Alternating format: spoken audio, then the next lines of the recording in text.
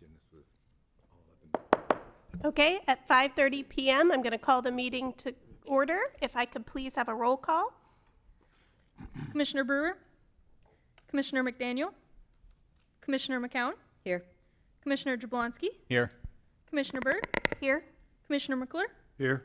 Commissioner Griffith, Here. Commissioner Kendall, Here. Commissioner Parker. Here. We have a quorum.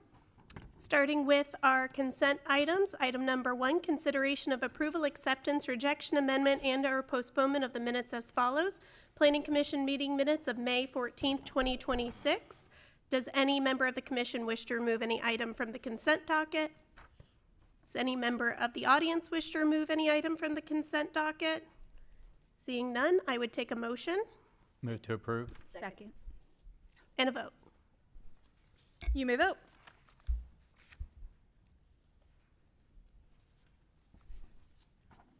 All votes been cast. Motion passes 7-0.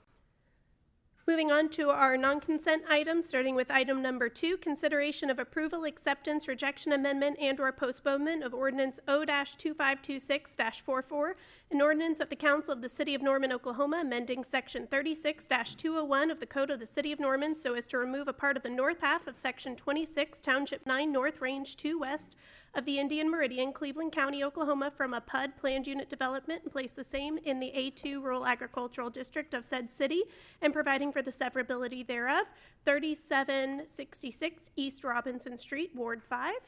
And I would take the staff presentation. From the planning department. So we have an application from Jeffrey R.C. to rezone approximately 5 acres from a PUD for vehicle sales and services to A2. So to the north of the subject property is RE Residential Estates, and then most of the property surrounding to the southwest and east is also A2. There is a PUD to the east for a eating disorder treatment facility. The character area is kind of split half with suburban and sensitive and protected. For the land use, it's also kind of split with urban low and open space. So the property currently has a single family home and then a couple accessory buildings for the commercial purposes on the property. And then to the south in the floodplain, it's mostly vacant. Here's an aerial showing existing conditions. And then one just kind of zoomed out a little to show the surrounding area. It doesn't look like the applicant's here, but I'm available for questions. Thank you. Clarify, in the staff report, it was talking about some buildings that are on the property but were not initially permitted Yes. for that. And then I'm just going to tag this on too, that there are some vehicles in a flood zone, floodplain area that are not supposed to be there. Can you comment on that? Yes. So there are 2 accessory structures. So where the drive kind of makes a U shape, there's one that's been completely constructed and essentially finished. The one to the north is just a slab at this time. It's a footing with a foundation in it. Neither of those are permitted. They were not shown on the previously approved PUD site plan. So I don't remember what day it was, but I think in 2025, he came back to do an amendment. It went to council. They wanted to send him back to you guys, and we are here today to go back to A2. In the floodplain, so my understanding from talking to our flood stormwater program manager, the floodplain manager, if it can be moved within like 24 hours out of the floodplain, then it's okay. So like a vehicle can be parked in it, but would need to move if a flood was coming, essentially. And this one is currently stationary and not being moved out of the floodplain, or like, do we know? I don't know if they're operable or not. And also, so just to follow up, what recourse is there for the unpermitted buildings, if any? How does that work if it was not approved in the PUD initially? Like, Yes. what Sorry, happens? I brought too much stuff. I'll let Beth answer. Can I add a question to that? Am I on? So if this went back to A2, would all of these buildings be allowed under A2 zoning? They'd be allowed, they cannot be used for the commercial purpose that they are being used for now. Thank So they could be like a shop, essentially. Hi, I'm Beth Muckalo with the City Attorney's Office. As for enforcement options, that would be our standard zoning and code enforcement, which the city has undertaken and which is on file with the district court and which is currently being stayed while the city tries to work with Mr. Arce on finding an acceptable solution that will lead him to legality. In the meantime, he is under order not to continue construction. So all efforts on those buildings to date, as we know it, have not continued since we underwent enforcement efforts. Thank you.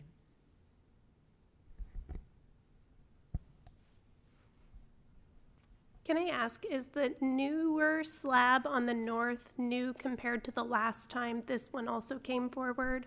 So I remember previously, there was already, when we last looked at this site, there was already a building that had been built without permitting. Is this an additional site since that time at Planning Commission to the north? I don't want to lie to you, I don't remember the exact timeline. I know the one to the south that's white on the aerial was there. I don't remember if he had started the footing for this one at Planning Commission or not. I will second that. The timing is a bit fuzzy. However, I did want to clarify regarding that slab, and this is documented in the staff report. Staff has documented at one time that that foundation was within an easement, and this goes to Commissioner Jablonski's question about compliance. We need the applicant to still demonstrate that it's outside of the City of Norman and the BOR easement to be sure that full compliance is there. But as for zoning, my understanding is we're meeting all applicable setbacks, no matter what. I don't think that has been confirmed via survey or anything either. You have not received the survey that was requested. That is correct. Is that correct? Yes. Okay. Just for clarity, should this property move back to A2, would there be any grandfathering of the uses that were approved in the PUD moving forward, or would he have to cease any of those operations and those uses at the time it changed? There would be no grandfathering. He would have to do only what's allowed in A2, so the vehicle sales and services would have to cease. And I'm so sorry, if you would permit, Commissioner Byrd, just one more nuance to note for the record, and again, this is in the staff report. Mr. Arce filed a unique application seeking revocation of a PUD, which isn't a process that technically exists. So it has been processed as a rezoning back to A2, but we do have some conformity issues with the current A2 regulations. So to some extent, city staff is relying on the applicant to clarify exactly what he had in mind regarding what he intends to revert back to. And the staff report notes that. Was it always 5 acres versus 10 acres when it was A2 previously? Yes. It was platted in 1981 as 5 acres, which was, it didn't change until 1997 that you had to have 10 acres. Since he changed and he's going back, would that be a variance that we are providing if we approved that? I have to be honest that we haven't exactly worked out the theoretical future treatment, because we are still relying on applicant to give us more information about what he's asking for. But to some extent, there would have to be more explicit documentation of how the property is going to be treated going forward. And I think that we would have to work with city council at the approval stage to solidify how that looks. Okay, and a follow-up, what would the difference between A1 and A2 be? A1 is 2. Sorry. Okay. Sorry, we have so little A1 that I don't have it memorized like I do a lot of the other ones. 2 acres for A1. Okay, so And then the setbacks So when are it much changed in smaller. 97, it was anything under 10, between 2 and 10 would be A1 size-based, is that correct? I don't know if A1 changed in 97, Okay, but A2 did. okay, Did I answer your question? yes. Okay.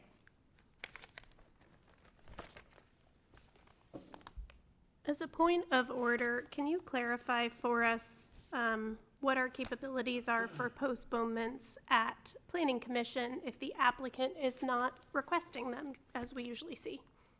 It's always within your prerogative to postpone them. Usually it's done upon applicant's request. I have seen situations where it's done in order to accommodate applicant in a case such as this, but it's not something you're obligated to do. Our understanding is applicant is very aware of this hearing tonight and had the option to appear. So you have the option to postpone at your leisure or to vote on the application. And as a point of order, would we also be able to amend it to maybe vote on a change to A1 versus A2? Well, I would say, especially when it, well, let me put it this way. Because you are reviewing zoning applications from a recommendatory standpoint, I don't know that the format would necessarily need to be an amendment so much as that can be a point in your motion as a part of your recommendation. But you are definitely welcome to do a formal amendment and then vote on A1 if you wish to do it that way. It's just not a strict requirement because of the recommendatory nature of your zoning power. Okay.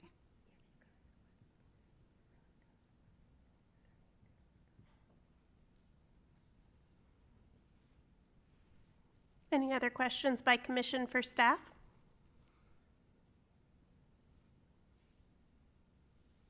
Okay, thank you. My understanding is the applicant is not here for their presentation, so moving forward, are there any audience comments for this item? Okay, I have Philip Starr as item for number 2. Okay, so I'll mark you off for 2. Okay, great. Okay, seeing no audience comments, I would move to Planning Commission discussion. I feel like there's not enough information provided by the applicant at this point to make a consideration. I would want to postpone this. It's very hard to make a decision without all the facts. I thought. I think either postponement or amending it to not be A2 but A1 instead, just because they did make a change from A2 and it is under 10 acres. But again, if he was here to provide more information, we'd be able to, figure out if there was anything worthy of, that exception. But I do feel like it's a variance, in my opinion. But I know it's a matter of opinion because there isn't precedent. There we go. Thanks. Did anyone talk to the applicant? Do we know if he planned on coming and then something happened? If not, then I would just say reject. But if we thought he was actually planning to show up, then I'd be fine with a postponement. Could the city answer that question? Thank you.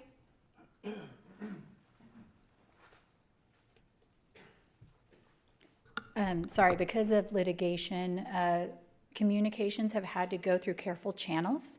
Mr. Knighton in my office is in pretty regular contact with his counsel, and we accepted application materials through communications with his counsel too. So that is the manner in which we are assured he has been advised. And when I say counsel, I mean legal counsel, his legal counsel. Thank you.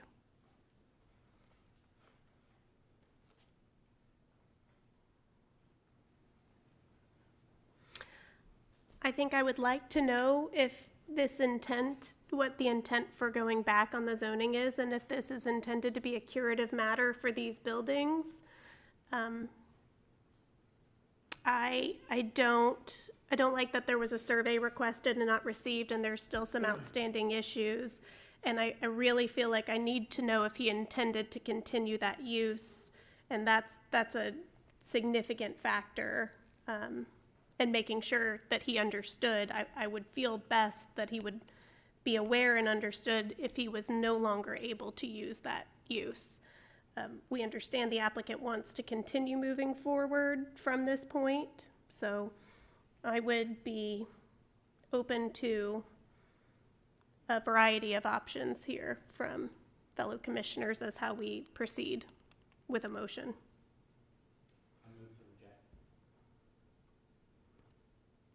We have a motion on the floor for rejection, which we don't usually see. It's normally an approval. You vote yes or no. So this is a motion on the floor for rejection.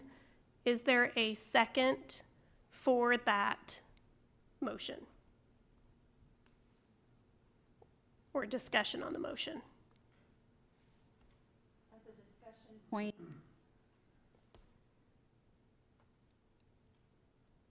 I imagine if we were to reject it, then that ties up city staff's time and continued conversation. So I don't know that, it definitely would send a message, but I don't know that it's necessarily the best option for both parties involved. But the city didn't bring this forward. No, I understand that, but the city's doing enforcement and whatnot, and that litigation has led to this motion or this request.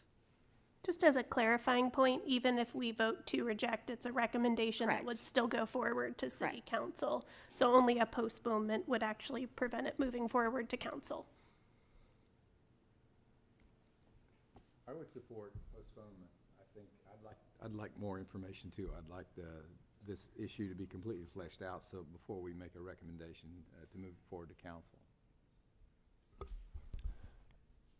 I'm in agreement. I think we should postpone, namely because even with the rejection, we don't have enough information, in my opinion, to justifiably reject the application. So if this was round 2 of this, it might feel differently, but yeah, at this point,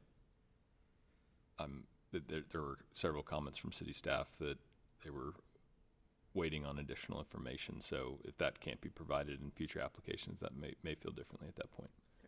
I withdraw my motion. Any other discussion or possibly an additional motion? I move to postpone to the July, what day?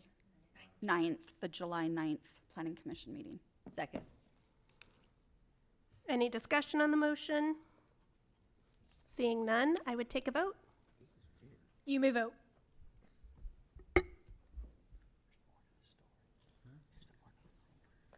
All votes have been cast. Motion passes 8-0. Moving on to our next item, item number 3, consideration of the approval, acceptance, rejection, amendment, and/or postponement of ordinance O-2526-68, an ordinance of the Council of the City of Norman, Oklahoma, amending section 36-201 of the Code of the City of Norman so as to adopt a zoning designation for a tract of land lying in the southeast corner of section 29, township 9 north, range 2 west of the Indian Meridian, Norman, Cleveland County, Oklahoma, and place in a SPUD, simple planned unit development, and providing for the severability thereof, property generally located at the southeast corner of Reed Avenue and Eufaula Street, Ward 4. Take the staff presentation. Planning Department. This is a zoning of a previously unzoned piece of land, approximately 3.2 acres in size, to allow for the development of the Norman Housing Hub, a facility that provides overnight sheltering services and associated amenities for unhoused individuals and families. Let's see. This property has historically been institutionally used by the state of Oklahoma, and that's why it does not have a current zoning designation. So here you can see the subject tract, and a lot of it around it is unzoned. To the north, you have the food and shelter facility, which is under I believe it's a SPUD actually.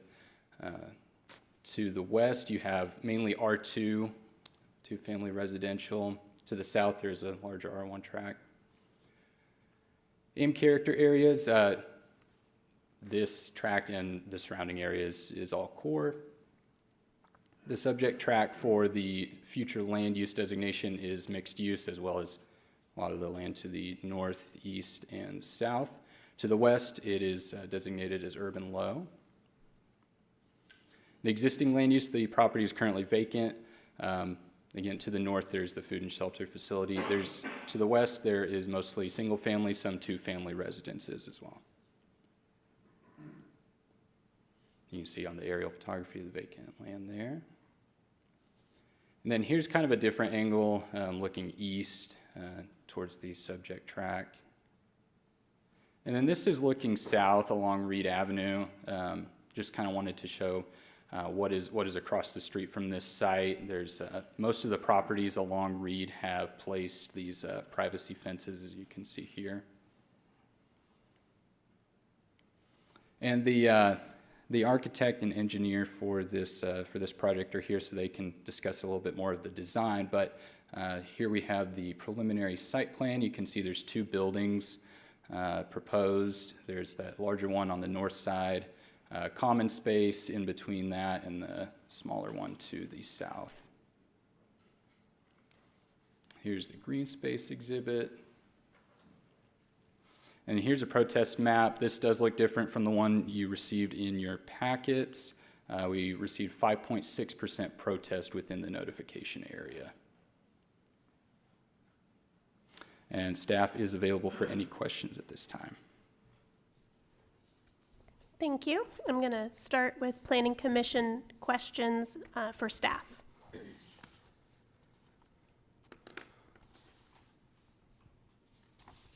I have several questions. So I saw in the notes you all put together that this is expected to serve 120 homeless people. Can you tell me what proportion we think that is of the homeless population in Norman? I do not have those numbers at this time. I don't know if representatives from City Care might. It's 146 is what the expected number is on that. That's the 120 that's in there. Also references for 10 rested. Okay. And then 4 families of 4 potentially. Oh, thank you. 26 additional. Okay. But as it relates to the percentage that you're speaking about, we don't.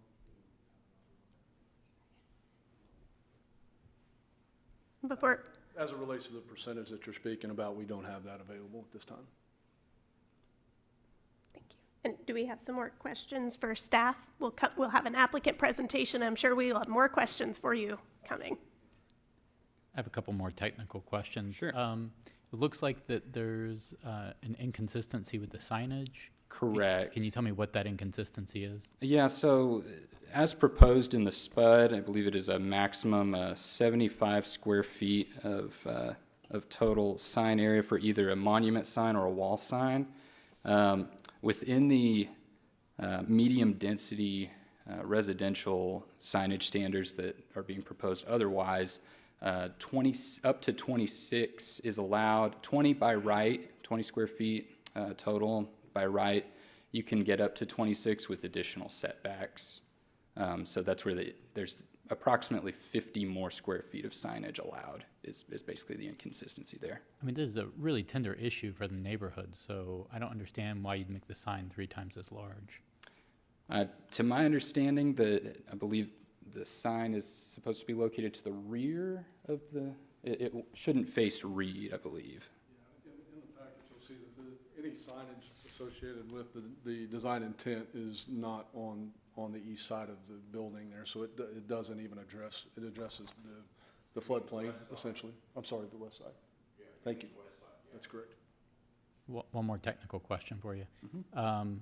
It looked like a large amount of impervious area. Did I read that wrong? Let's see. It didn't look like it in the picture, which is why I was confused. Yeah.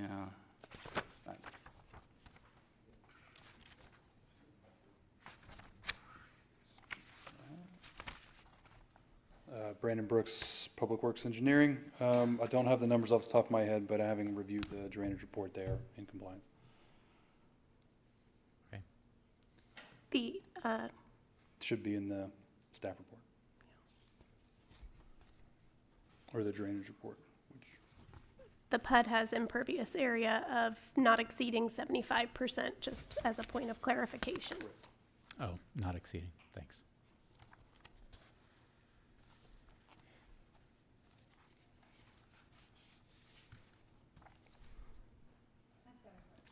Noticed in some of the protest letters that remarks were made that they did not receive notification by mail. Can you address those claims? To my knowledge, all of the property owners within the radius area were notified. I can't speak to anyone that, for whatever reason, may not have received that or feel that they didn't or were not notified. Was it by U.S. mail? Correct, yes. Okay, thank you.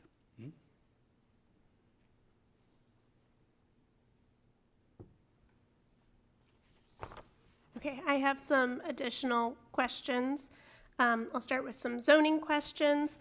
So I didn't see reference in the staff report, but this property is on the border of two special planning areas. Correct. For the Griffin Memorial Special Planning Area and the original Town Site Special Planning Area. And those are defined in the AIM plan maps. So just confirming that we're in the Griffin Special Planning Area and across the street from the original Town Site Planning Area. Yeah, so it's in the Central Norman Neighborhoods study area, I believe. And these are mainly established neighborhoods within core Norman. And so that's that designation there that's in the staff report. Would you be able to speak a little bit about the intent and the goals and the current status of that Griffin Special Planning Area? No, currently there's not one that's been conducted. And I'm sorry. No, go ahead. Quick, I apologize. So we did have, when we were working on the AIM plan, our consultant RDG came in and they were directed to do a master plan proposal for Griffin property, but that was only from Robinson to Main Street. The area south of Main is still within the special planning area as noted but it did not cover that plan from RDG in that scope. So just clarifying, the last plan that I've seen or study that was done was the ULI Urban Land Institute one, which was done a little bit over 10 years ago. And it wasn't truly a full plan at that point, but they did have planning and design concepts that they submitted. So in this parcel in particular, I believe, with the conceptual design showed the north half of it as 4 smaller lots with residential mixed use and parkland to the south. And it also had some conceptual depictions of what residential mixed use might look like, generally 3 stories, some 2-story individual structures, but little to no lot lines, similar to the housing that we've seen on Apache, for example, very recently, and maybe Wheeler District. So again, that was just a conceptual design, not a full plan, but have I maybe characterized that accurately? Yes. Now that I'm aware of the plan you're referring to, yes. Yeah, and technically not a plan, it was, I guess, a study. Correct. It's a special planning area, but it was only a study that's being performed so far to date. And then, so I guess we really can't further elaborate on, compliance or compatibility without having that official plan.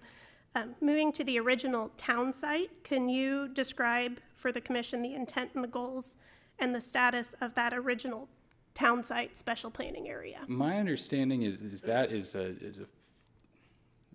plan, that original town site plan is fairly old at this point. And I mean, future plans would recognize that, but I believe it would need to be updated at this point in time.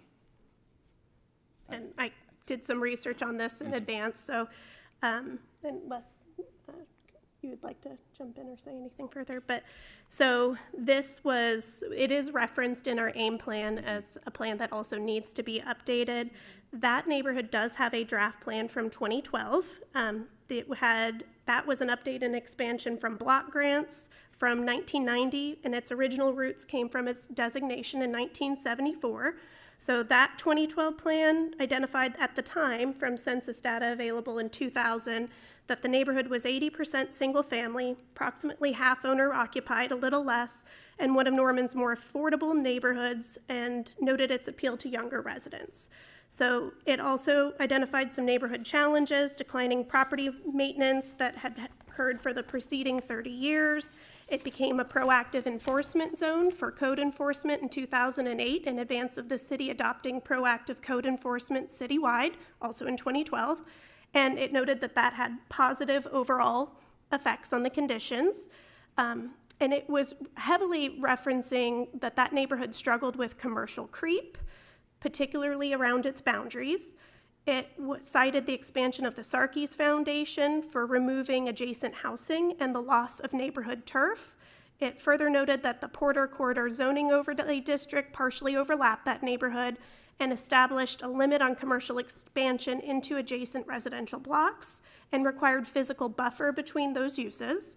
And then the plan also expressed that redevelopment in that area, which again is across the street from this parcel, not this parcel, may be appropriate in some locations, and particularly those that were zoned R3, but it was strongly recommended that future redevelopment remain sensitive to the neighborhood's overwhelming single-family character. And to quote directly, unchecked expansion of commercial corridors can be a destabilizing force in adjacent neighborhoods. Its ripple effect negatively affects property values, causing property owners to lose confidence in their investments. That is from the 2012 plan document. The plan had 6 goals in it. Summary, they were looking to strengthen the neighborhood edges with clear boundaries from adjacent commercial and office uses, protect the neighborhood's history and single-family character, and improve infrastructure, beautification, property values, placemaking, and quality of life.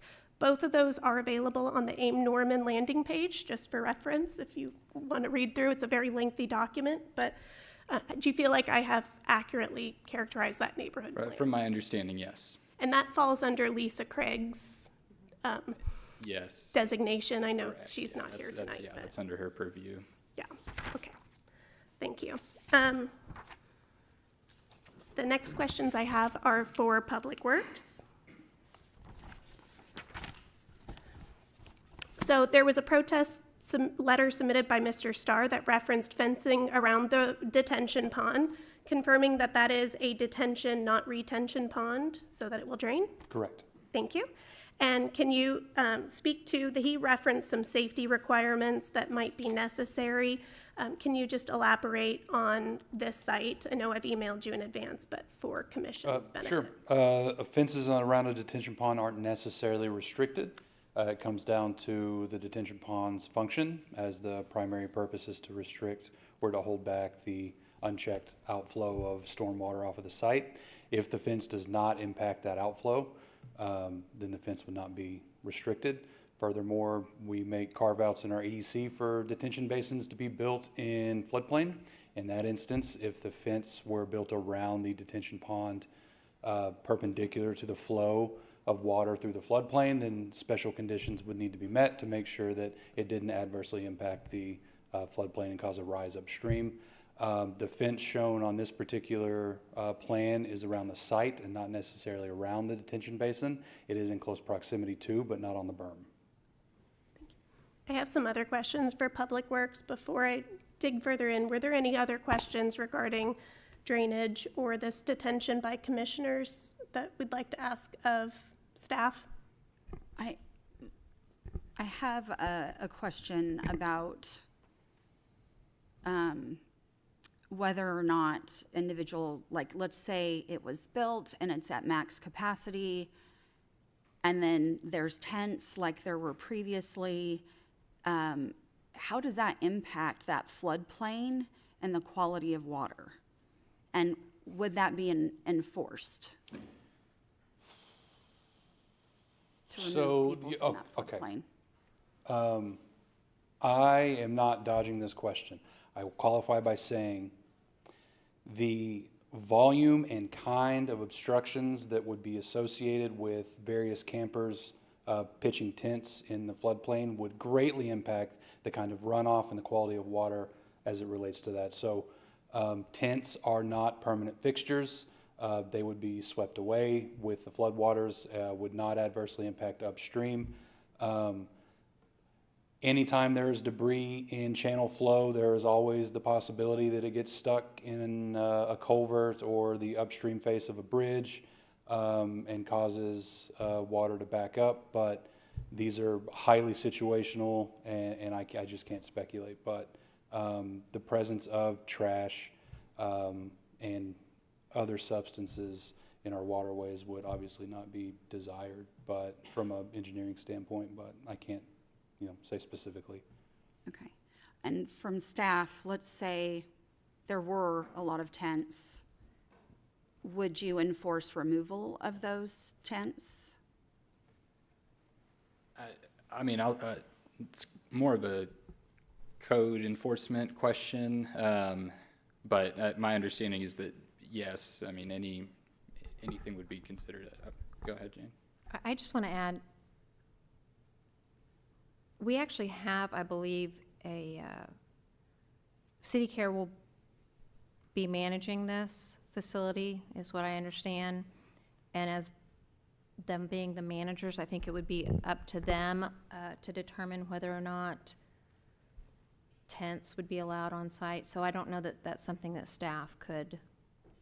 My concern is if it were to be allowed, and we've got a floodplain, we have historical evidence in Norman of tent cities requiring not the cleanup of tents, but human waste that goes along with tent cities.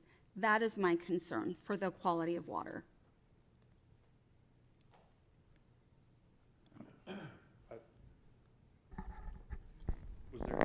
I guess we'll wait for the applicant to answer whether you're going to allow tents or not.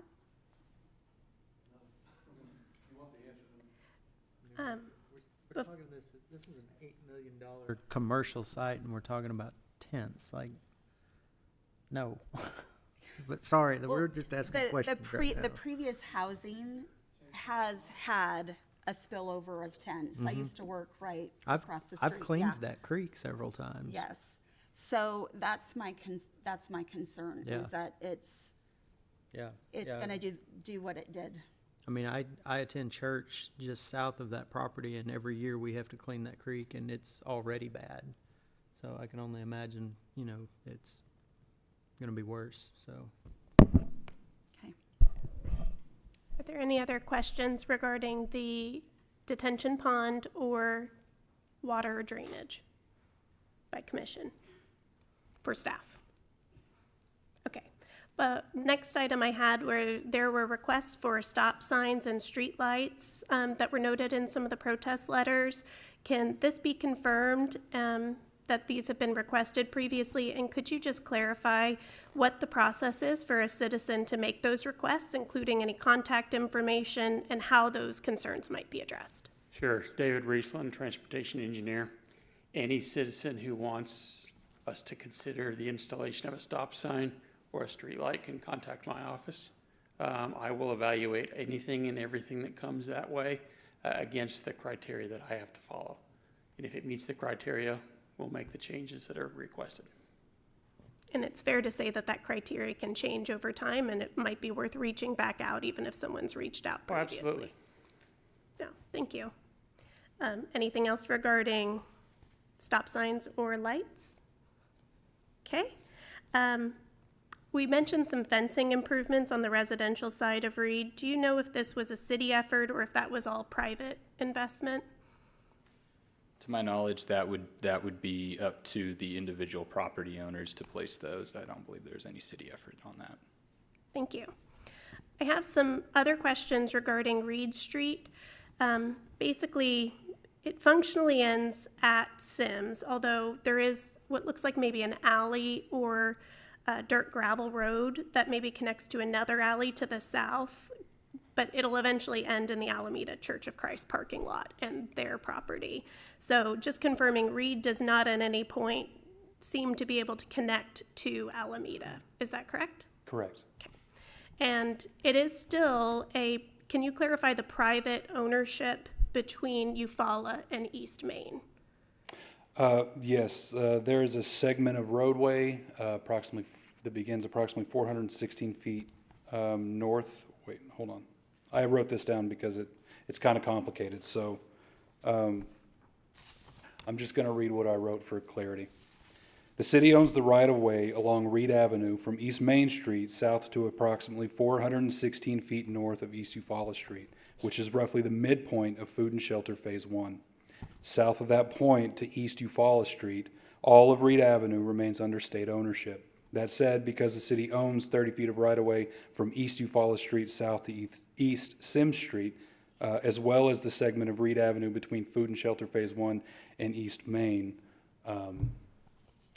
this was leading to, if the state ever decided to come in and close that segment down, which I believe would be unlikely because that portion that they own is sandwiched between public accessed roadways.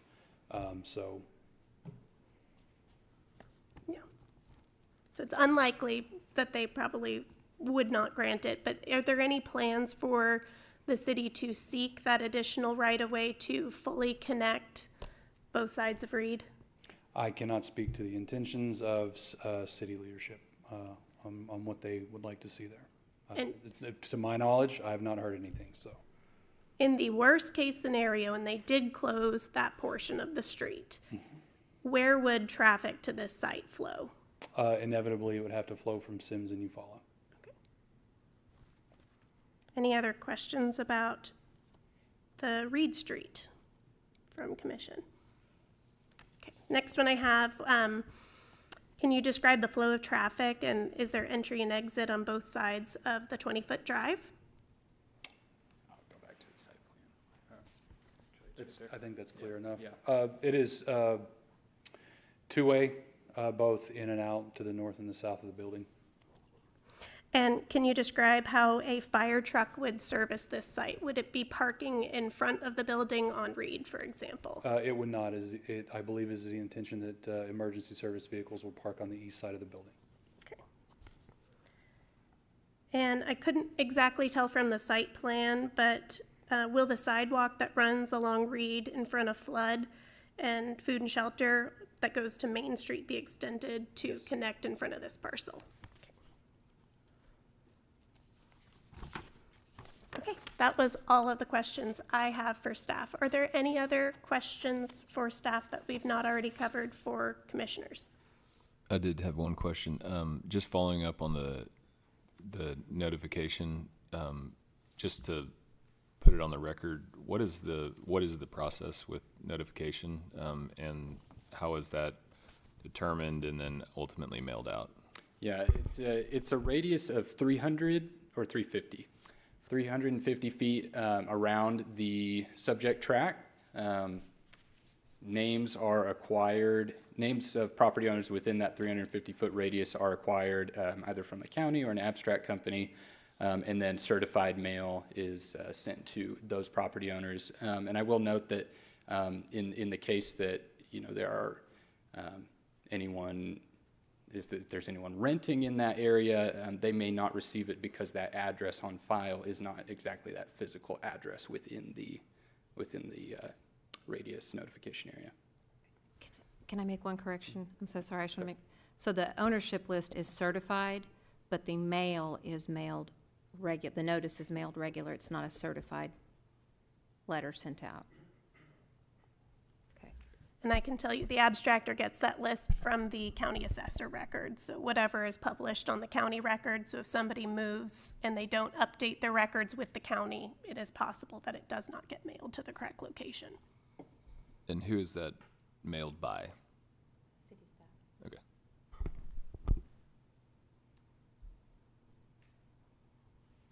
Any other questions for staff by commission? Okay, seeing none, I would take the applicant presentation.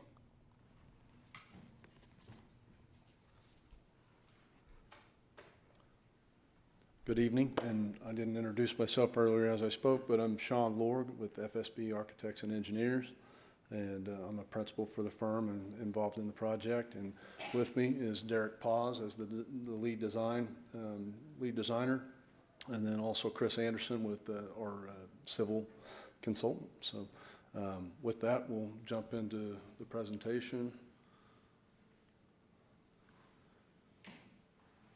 Derek? Thank you. Yep, so what you see here is a dual building site. Once again, we have the larger building will be serving 120 unhoused individuals and housing them and counseling them as well. And the building that you see to the right of the screen will be housing 10 respite individuals as well as 4 families, up to 4 individuals per family. So looking at the site plan, the biggest thing for us is, and I can speak for Sean as well, as architects, we design these buildings for the people who are going to experience them. And for this particular project, once you're inside the building, this building will be serving the individuals who need housing and counseling. But the outside of the building will not only impact those individuals, but the neighborhood as well. So the way we oriented these buildings is intentional. The entry to these buildings is on the east side. So the west side of the building, so planned south, will be the residential side. So there'll be no intake, no stationary individuals there. And the design, as we get into it later, of the building is much lower and smaller details that are more residential in nature. And screening will be on the west side of the building as well. So fencing, decorative fencing and such. The site program such as parking, trash, once again, individual intake will be on the east side. So all the activity will be located and screened from the building on the east side of the building. Once again, the detention is to the south. We are keeping everything outside of the floodplain. And the buildings are intentionally how they are due to numerous easements on the site, but it worked out pretty well as well to provide nice screened courtyards and outdoor areas for the individuals using this facility. Fire access was also, that was a question that kind of came up, but this is a fire lane that wraps all the way around the building as well, just for reference. This is a blow up of the site. Yeah, so here we can just touch on a little bit the ample space we have provided for the individuals to spend time outside. One of the biggest things for this project, and just touch on a little bit, the individuals using this building, they are looking for help. They don't want to be unhoused. So when they come in here, they get counseling, and I don't know the exact number, but around 75% are housed within the first week. So our goal here is to really hold on to as much dignity as they have and give them a space that they want to be at while they're getting counseled and finding homes. And so we wanted to provide nice outdoor spaces. The central space here, you'll see a basketball court. It may not be a basketball court, but courts, turfs, tables. It's a place for them to enjoy the outdoors. And then the proposed building to the right, that is for families. So to the north will be a screened yard for the children. So the north, yeah, right there. So once again, giving them areas to enjoy while they're staying here. Anything else to add? No. Okay. Yep, jumping into the floor plans, let's start with the large one to the left. This is for the 120 unhoused individuals. We are sleeping about 78 men and 42 women, equaling about 120. And so we'll just quickly walk through this building. So to the north, to plan north, that's the entry, that's the intake. As you come in, there is ample space for queuing and offices for counseling, breakaway areas, depending on what the individual's needs are, storage and such. And then as you come down, you can come down the corridor, and there are some programmatic functions that we felt were important for this facility, including men's and women's long-term storage and receiving and donations. And lastly, there is a full-service laundry for them as well. As we get around to the dormitories, they'll file around. Once they get into these dormitories, there's pretty much no more going out this way, and they are secure in this upper portion of the building. Each dormitory has their own restrooms for the men and the women, ample amount of restrooms and showers, as well as, it's hard to see on the screen, but each dormitory, we highlighted it blue, but while we're not going to be FEMA rated, these are hardened spaces. So we have kept into account what would happen during inclement weather, and so the individuals will be safe within these walls here. From there, we also have a dog kennel. Once again, the dignity and well-being of these individuals. A lot of them have dogs, and they're very helpful for them, and so we've provided a space for the dogs as well as a dog run. Just want to touch on this dog run. This is not for them to keep their dogs outside unmaintained. It is, you're going out with your dog, you're playing with them, you're running them, and you're going back in. So there won't be unattended dogs barking out there, creating a nuisance. Along with these dormitories, you'll see the multi-use area. This is where in the evenings they can watch movies, play games, have dinner. There's a kitchen as well. And then once again, there's ample space for staff, supplies, quiet rooms. It's going to be a full functioning on-house facility. The building on the right will be for respite, as well as the 4 units for families. It's really important to keep the families and the men and women separate. So this worked out really well that the families have their own space. And they have so it'll be 4 rooms with 2 bunks each, and then they'll have the family apartment within it, which will have a kitchenette and warming kitchen as well. Working with the end user, we've learned that this just works really well for the families, and it's great social atmosphere for them as well, especially for the kids. And then there will be a door exit to the right that will have access to the playground. Where you see the entry foyer to the south, that is where we will have the respite. 10 respite rooms, 3 private showers. They will follow the accessible codes and guidelines as well as egress. And we'll provide a office as well as an exam room. Move on here unless you have anything else. Okay. We've gone over this a little bit. I don't see anything here to discuss. Do you have anything, Sean? No, I mean, we understand the detention, and I think we understand the perimeter fencing and things that'll be in place as well. We've discussed the fire lane and how that access. We've also discussed the strategy of utilizing the building as a barrier, essentially, for between the inhabitants of this building and the neighborhood. And so we've tried to be real sensitive about that. You'll see the images that we've got. It'll show and kind of reinforce that thought and that process, and the city care folks are here as well, so they could join in the fun and speak if we wanted to. So. This is kind of an aerial shot, a little grainy on our screen up here, but hopefully you guys can see the one in front of you. But understand that there are aesthetic sensitivities that we've addressed here. We've got a building that is. It's a pre-engineered metal building. Both buildings are. So we're seeking economy in the best way that we can to get a large building like this, but also applying some aesthetic rules that we believe are sensitive to the environment that it'll be placed in, the context that it will be placed in. We believe we've got a really nice looking building for the numbers that we're publishing out here. And we're pretty happy with that. Yeah, agreed. One thing I want to touch on here, and you'll see this throughout the rest of the slides, but finding the economies in a steel building, a single slope roof is going to be the most economical. And so we wanted to apply that, and we thought it worked out really well. Once again, on the neighborhood side, this will be the lower ridge height. So lower, more residential scale. And on the east side, where there'll be intake, vehicular traffic and such, that will be the tallest part of the roof. What that will do, with it being tall, that's gonna screen a lot of the noise getting to the neighborhood. So it's, not only is it aesthetic, but it's also functional as well. There's a depth of intentionality behind everything that you see here, and so if you have questions coming up, certainly we want to field those questions, but everything you see was done with intention.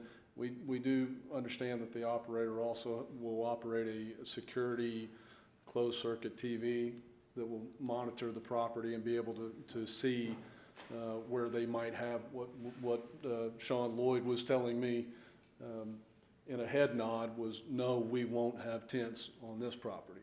To the extent that that this property is operated, that is not allowed.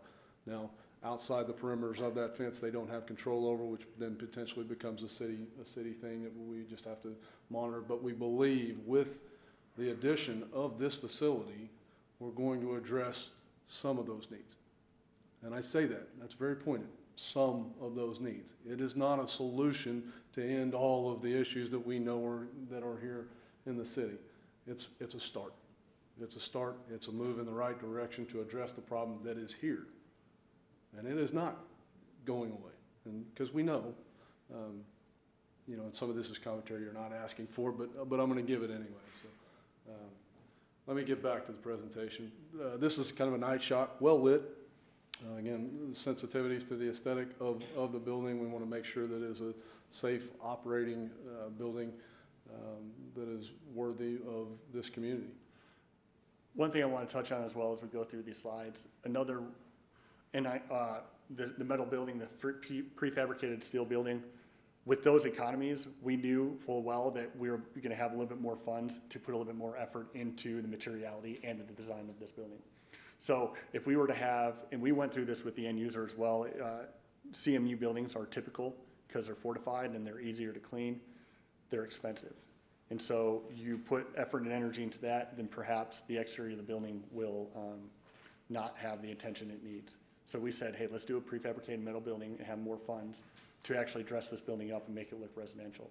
So you'll see here, while we have vertical standing seam in a contemporary fashion, we also have applied stone facade as well as wood look material, which will be low maintenance. But once again, these kind of higher end materials they wouldn't normally see in a facility like this that dresses it up and really tries our best to help blend into the neighboring community.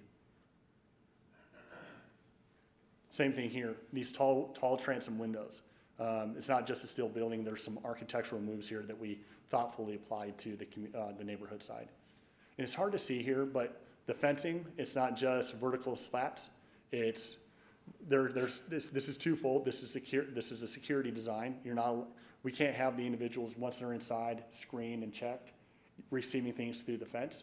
So there's a security aspect to it, but there's also a design aspect. So you can't really see it on the screen, but we're designing these vertical slats that there's also form to it as well, being thoughtful in that manner. Let me jump in on this one. This is kind of the intake area. And so, again, being on the east side, buffered from the west side neighborhood, this allows, that's the building, that's the face that you see there. And this is where all the intake will happen. So again, you're not having lines of folks on Reed Avenue. You're having them on this side of the building. You're having everything kind of pushed away from them. And that's the best, this point, that's the best we can do with what we've got. With the situation, so we're all kind of making the best decisions we can with the situation that's at hand. Derek spoke about this a little bit. This is the kind of the community area. We've put some and imagined as a design intent some things that may go there. None of that's in concrete at this point, but we're trying to provide a space where maybe a child forgets that he doesn't have a home for a minute, okay? I mean, that's as simple as I can say it. We've both probably changed a little bit in this process of just understanding what these facilities are and what they do and what their intention is, and it hits you in the heart. It's not something, we understand the problem, we've seen the problem, and if you ask me if I want this facility next to my home, that's a different question, right? You certainly want to understand that. But I like to think that the sensitivities that we've put into this and the thought that we've put behind it are such that we've allowed that sensitivity. We're managing the problem in a really responsible aesthetic and responsible humanity way.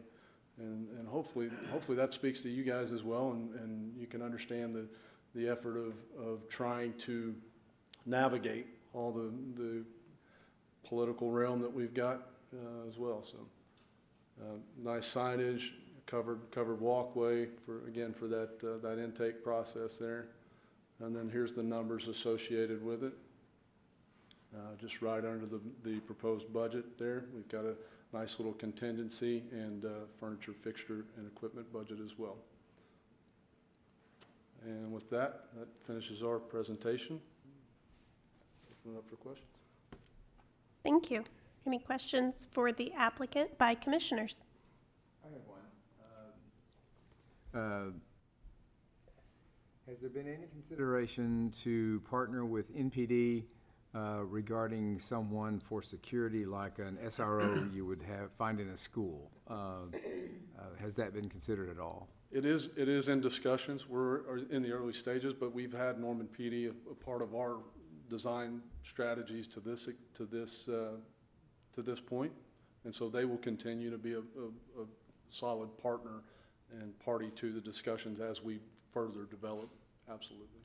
Thank you. And just as a point of clarification, CityCare is also here, so I'd like to maybe answer some questions and with our architect, and then maybe also have a presentation following by CityCare that maybe addresses more operational, if that's amenable to everybody. Yeah, let me introduce. This is Sean Lloyd. Hi, I'm Sean Lloyd. I'm with CityCare. Thank you. I'm the Chief Program Officer. Don't get that confused. It's Sean Lord and Sean Lloyd. It's really, yeah. It's a little bit daunting. Any other questions from us? How many staff members do you expect to have? That's a good question. Right now, we operate with about 10 in the current shelter we're working in, but ours will be extended.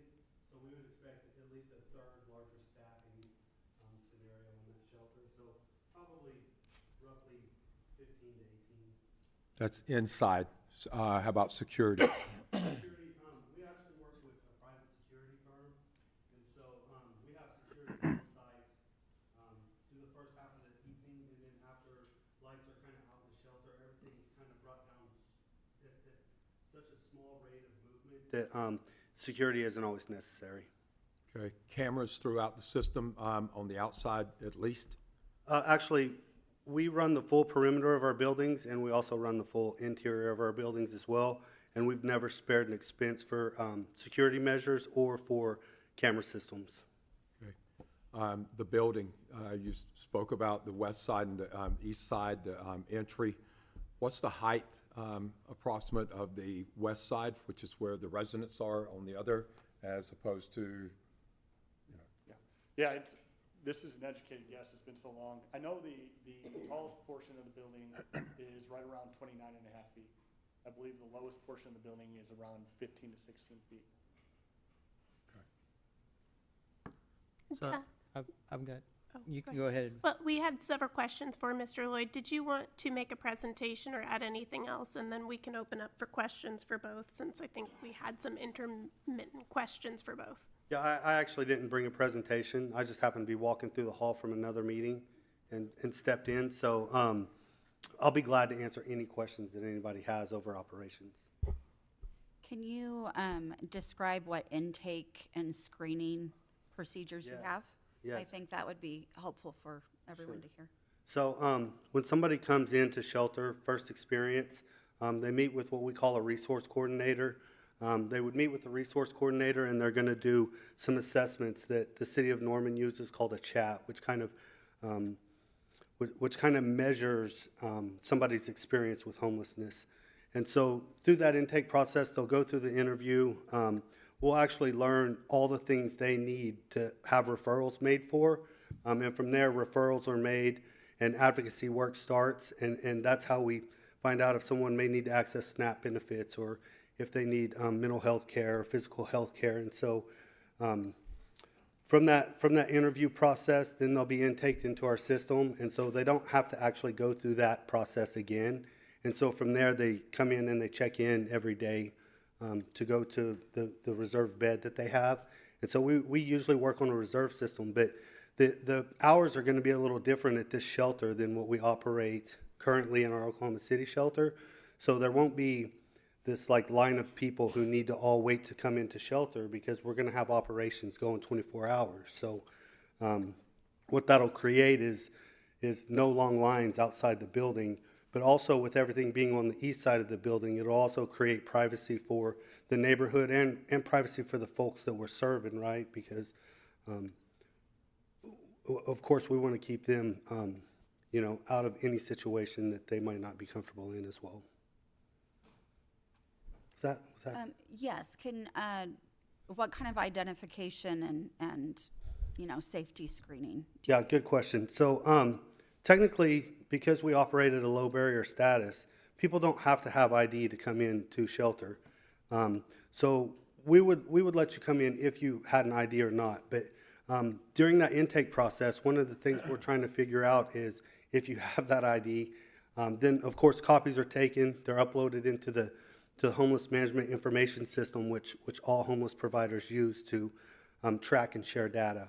If you don't have those things, those are the things that resource coordinator is lining up to start helping you obtain, because you need ID, social security card, and birth certificate to go into housing.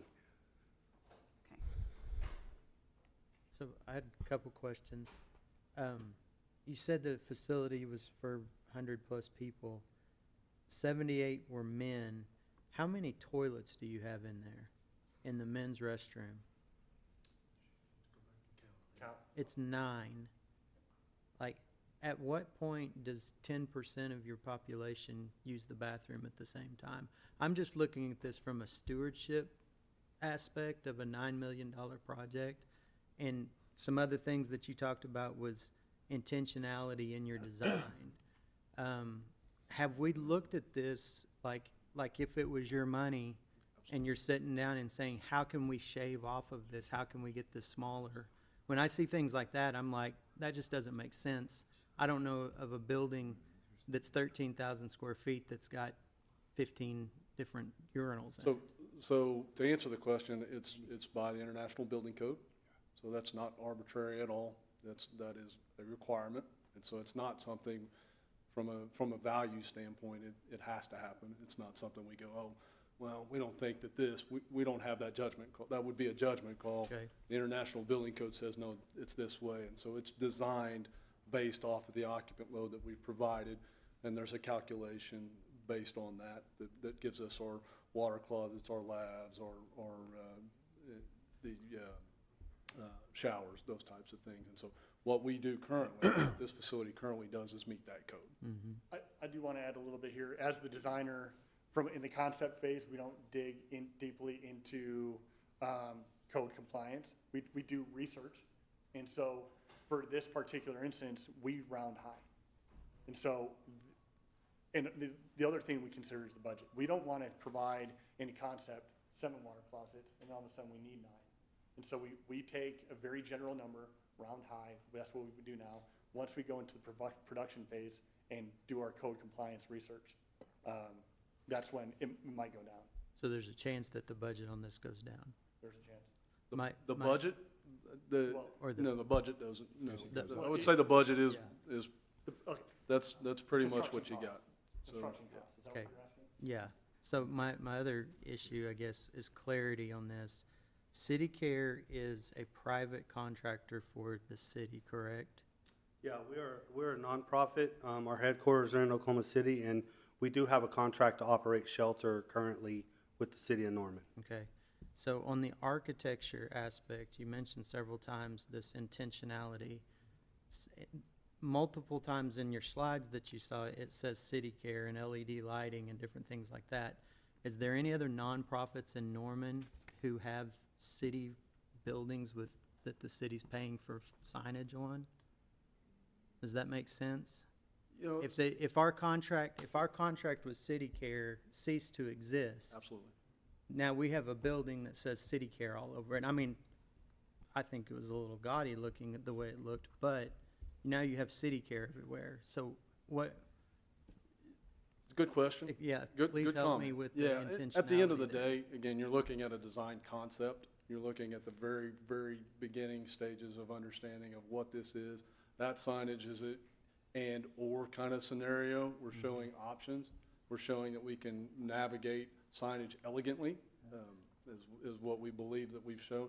I would say gaudy too. That's a fair statement, because we actually talked about it. And we're like, hey, we got too much signage on it, so maybe we want to understate that to some degree. But also, as the design process matures, have the options for those things to be easily changed out for another operator if that would happen. But those things are definitely in consideration as we move forward, more so than they are today, if that makes sense. And so, but great comment. Yeah, I think as a taxpayer that's helping to fund this, I would just want to see conservatism. When we talk standing ridge seam roofing and things, and, oh, we've got extra money here, so let's upgrade the finishings. I mean, we're all trying to be sensitive in this area, but there's also some prudence of being good stewards of what the resources that we do have and that we want to share. Absolutely. So, Great comment. I had a few questions. I think this may be understood based on who's standing up here. This is a city project, but with the design process, has the guidance been taken primarily from city care, or is it from the city? It's both. It's everybody. Essentially, these guys are going to operate it, and so we want to meet their intent of how they operate. They're experts at it, and so we've used them as a benchmark piece. But the city certainly is weighing in, saying, hey, we want to do this, or I want to say, actually, I don't know if city, it was either city or city care that we had the entrance, the intake on the other side at one point, and flipped it simply over comments and discussions about how to be sensitive to the area and the neighborhood. So the answer to that is both. It's not one or the other. It's not, nobody weighs heavier than the other. At the end of the day, the functioning component and the functioning facility will be more successful if everybody's accommodated in a way that we all believe in. And as a follow-up to my question, the city care facility in Oklahoma City, and this is neither here nor there, I'm just curious, were you all involved in the design of that facility? Our team was not. Okay. I first want to say thank you for accidentally walking by. I would, as a recommendation, when this comes to city council, I would highly recommend that the city care is represented at that. I think this is very helpful. With that, I'm curious if there are lessons learned from your facility in Oklahoma City that you're able to incorporate into this, that you feel like this design could even be a better project than what you have up there based on what you all have seen operationally. Yeah, absolutely. One of the lessons learned was the direct flow of space and space for people to be. Our building in Oklahoma City is designed only for overnight options. And so what we didn't have is much space for community or gathering or for people to exist, basically. And so that was one of the design aspects they looked at, was making sure we had enough space and flow for people to be able to move around in the building without all being crowded and centralized in one spot. That also cuts down on incidents and quite frankly just provides maybe a better quality of life. Also, along the lines of what Mr. Parker said, the bathrooms will be utilized at all times, constantly. There's never a moment in our building in Oklahoma City where someone isn't in the bathroom. And so it's built to code also. And so, yeah, there's obviously lessons learned. There will also be lessons learned with maybe some of the fixtures and the things that are used in the building to make sure that the stuff we're picking is going to last and we are good stewards of those dollars. Yeah, thank you. design questions, I know that it is concept at this point, but the lighting, I assume, is downcast lighting? So that won't Night sky. impede into the, Compliant with night sky. okay, perfect. Anything that we select as we move forward, will be compliant with the night sky. Okay, thank you. Can you go back to the slide with the transoms?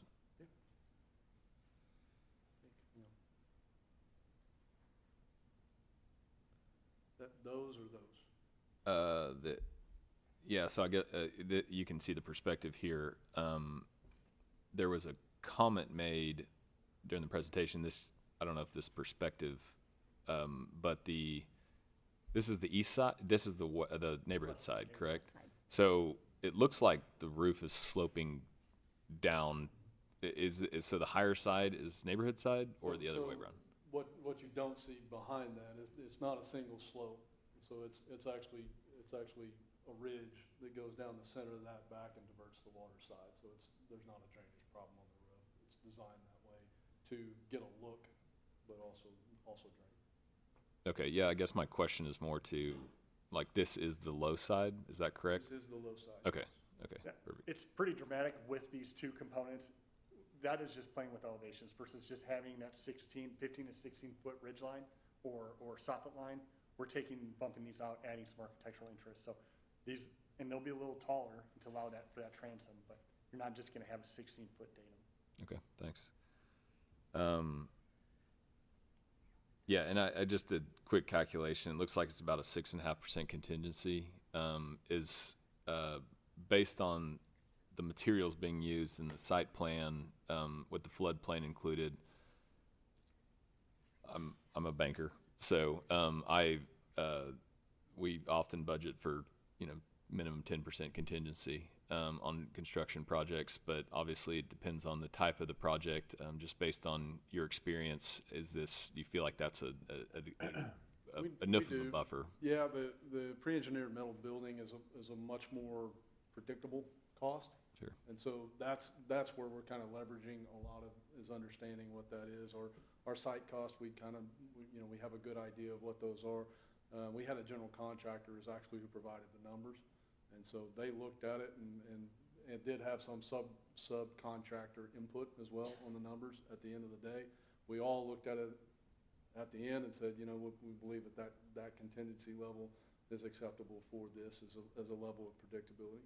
As the general contractor, is that the contractor who has been selected to construct the They site?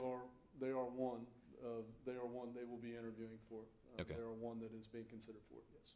Yeah, just I would just, I think multiple bids on this. Obviously, there's going to be interviews, but just to get some additional opinions on contingency here, I think would be pretty prudent, and however that needs to be value engineered at that point if there is a recommendation for higher contingency. So We believe that the numbers as you see them are responsible numbers. There's nobody trying to cut low here.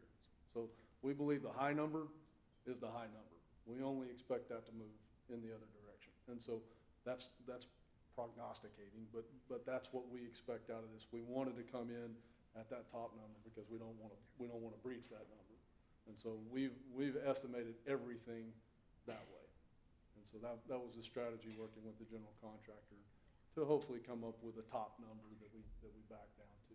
perfect, thank you. And then one more question on the facility in Oklahoma City.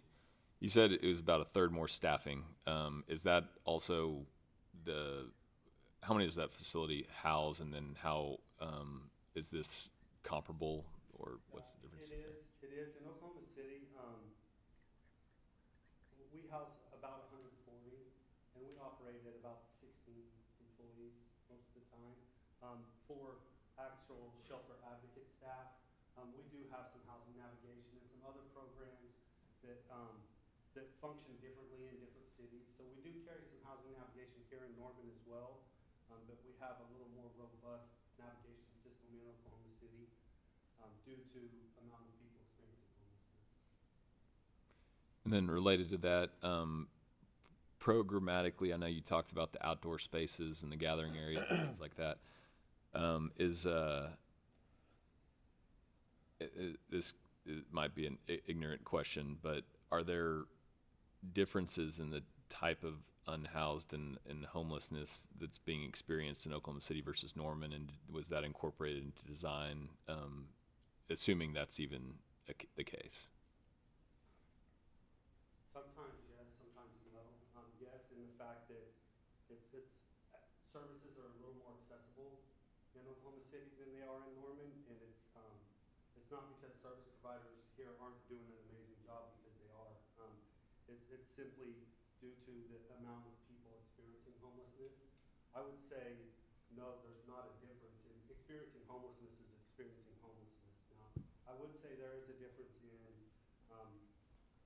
living unsheltered or living sheltered while experiencing homelessness. I'd also say that there's a difference in maybe having the ability to stay at a family member's house a few days or not at all, and having some supports in place to where your experience with homelessness means that you're kind of bouncing around. I think all those things could obviously weigh in on the factor of like what experience is different. The reality is experiencing homelessness is the same. Well, I mean, other than maybe in a climate where it's not extremely cold or super hot in the summer. So outside of that, I think it's probably the same experience. Yeah, thank you. And then there was we've had a discussion about the tents, and that will not be allowable on site here. Have you all had to address that on property that's not owned or managed by City Care in Oklahoma City, and how does that work with how do you all work with the city of Oklahoma City, I guess, to address code enforcement there? That's a great question. So we don't allow camping on the property at all. There has been times like when our winter contingency plan ends in Oklahoma City, and so our winter shelter there houses about 350 people, and coming at the end of March, it has a hard shut-off date, and so at that time, 350 people go back to unsheltered homelessness, and so especially during those times, you have to address a little more aggressively, like when you go across the street or some of the places around. But in Oklahoma City, we have a part of our police department called the HOT team, and there's also a part of Norman's police department down here led by Lee McWhorter, and it's essentially the same thing. That if we're working with someone who's possibly trying to set up across the street, then we would engage with the HOT team, and we would send an advocate out to start to engage that person and try to work with them to, one, either try to get them to come in, or two, allow us to help them start addressing and get their service needs met. So while it's not your property, you're still addressing conditions that are going on in the near adjacent area. Yeah, absolutely. Yeah. Mr. Lloyd, would you mind just speaking into the microphone too? That's okay. Thank you so much. Yeah, absolutely. The hard part is we can't enforce anything on those properties, but what we can do is work with the people who directly can enforce things on those properties, and we maintain that relationship really well in Oklahoma City and in Norman. Thank you. Do you have a working relationship with Cleveland County Sheriff Department, as they would have jurisdiction on state property in Norman? At this moment, no, I don't, but that's not something that we're not willing to work on. Okay. Yeah. And have you guys reached out to the Whirlpool Foundation for the laundromat facilities and supplies?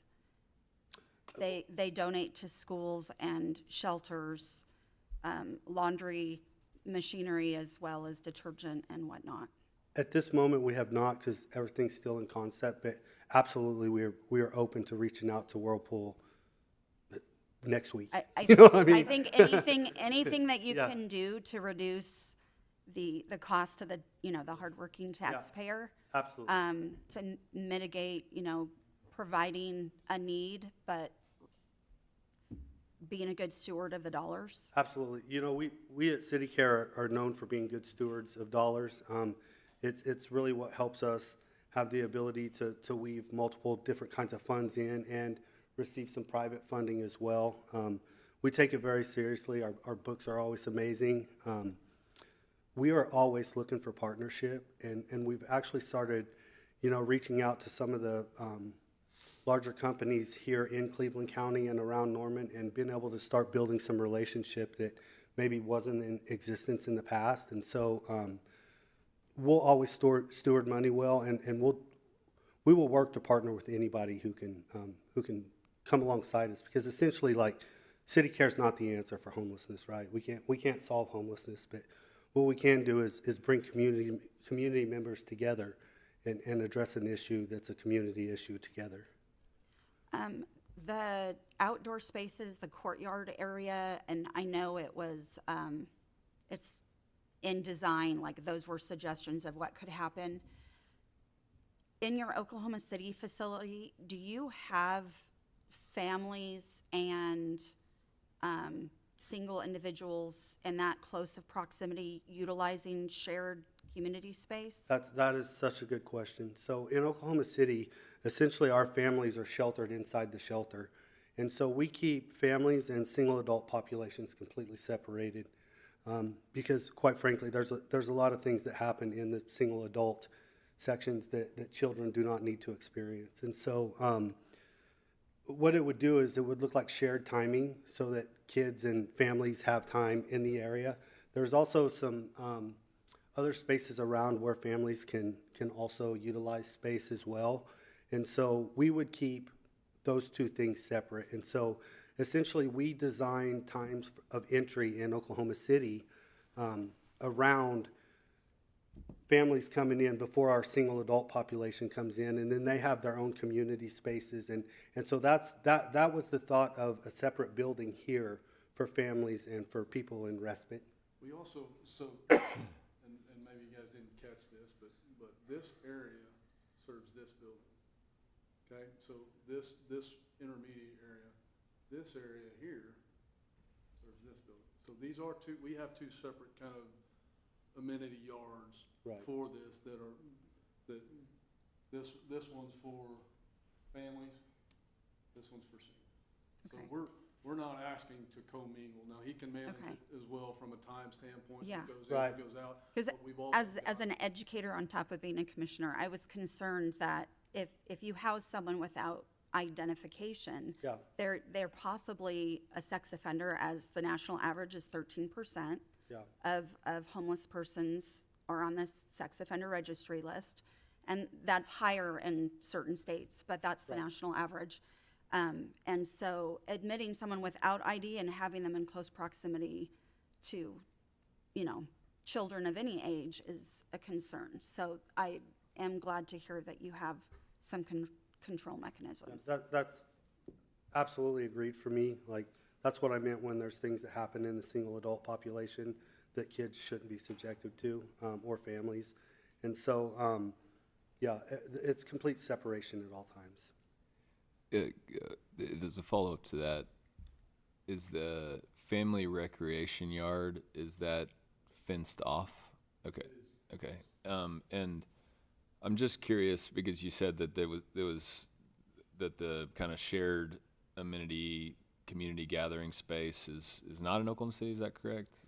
In Oklahoma City, we do have some shared community space.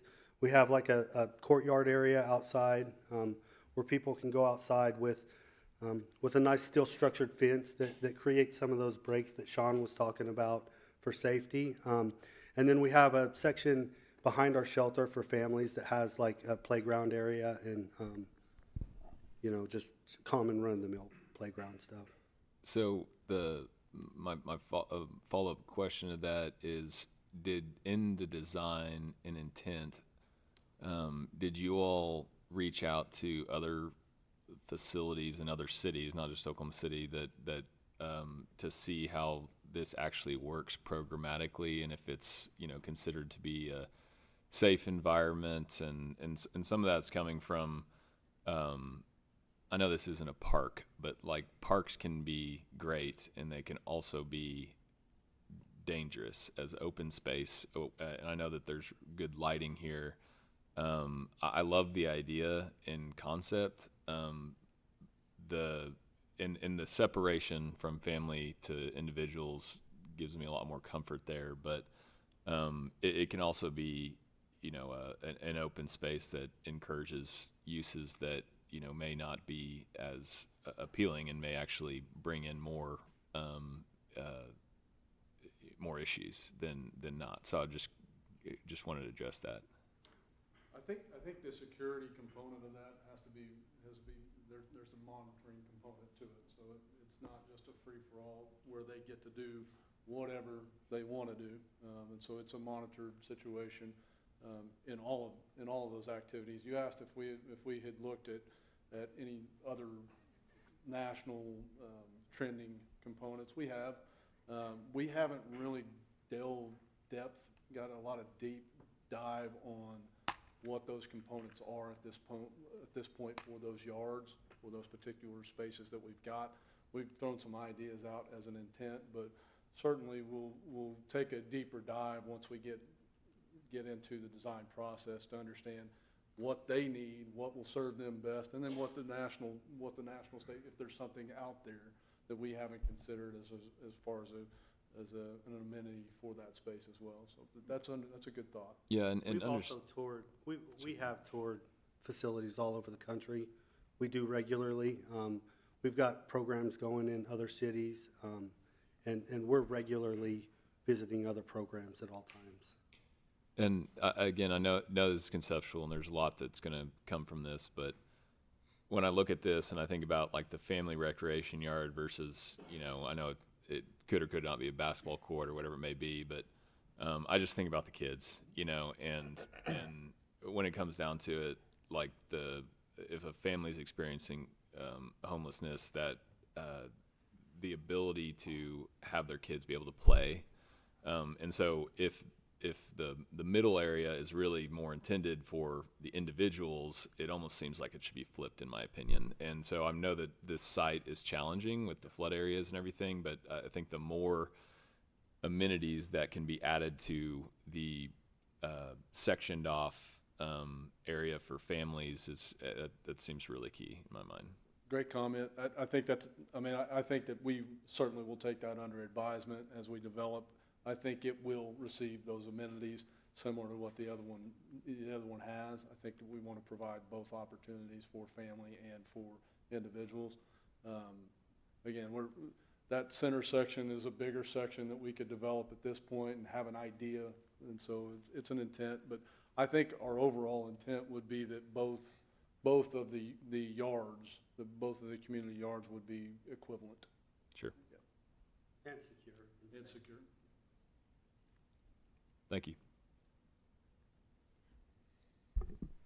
Is it located in adequate distance from the schools in the area? In the event that you house a sex offender? I have not run that. Chris, do you have any input on that? There's an elementary school pretty close, and then there's a charter school along Main. There's an existing program next door that's already serving many of the same population. And so I think honestly the hope is with the development of more space and space that is designed to let people in, the hope is that we're actually bringing more people off of that street or that area and into receiving services at the facility. So our plan is to make it safer. And how many, the food and shelter, it's not sorry, I should know this answer, but do they shelter individuals? Do they have homes, or is it just provider, like service provider? I was just thinking about like if there's spillover from that would be going into this facility, how much, what's not being served there? Yeah, so we do have some data on people that are receiving services at City Care.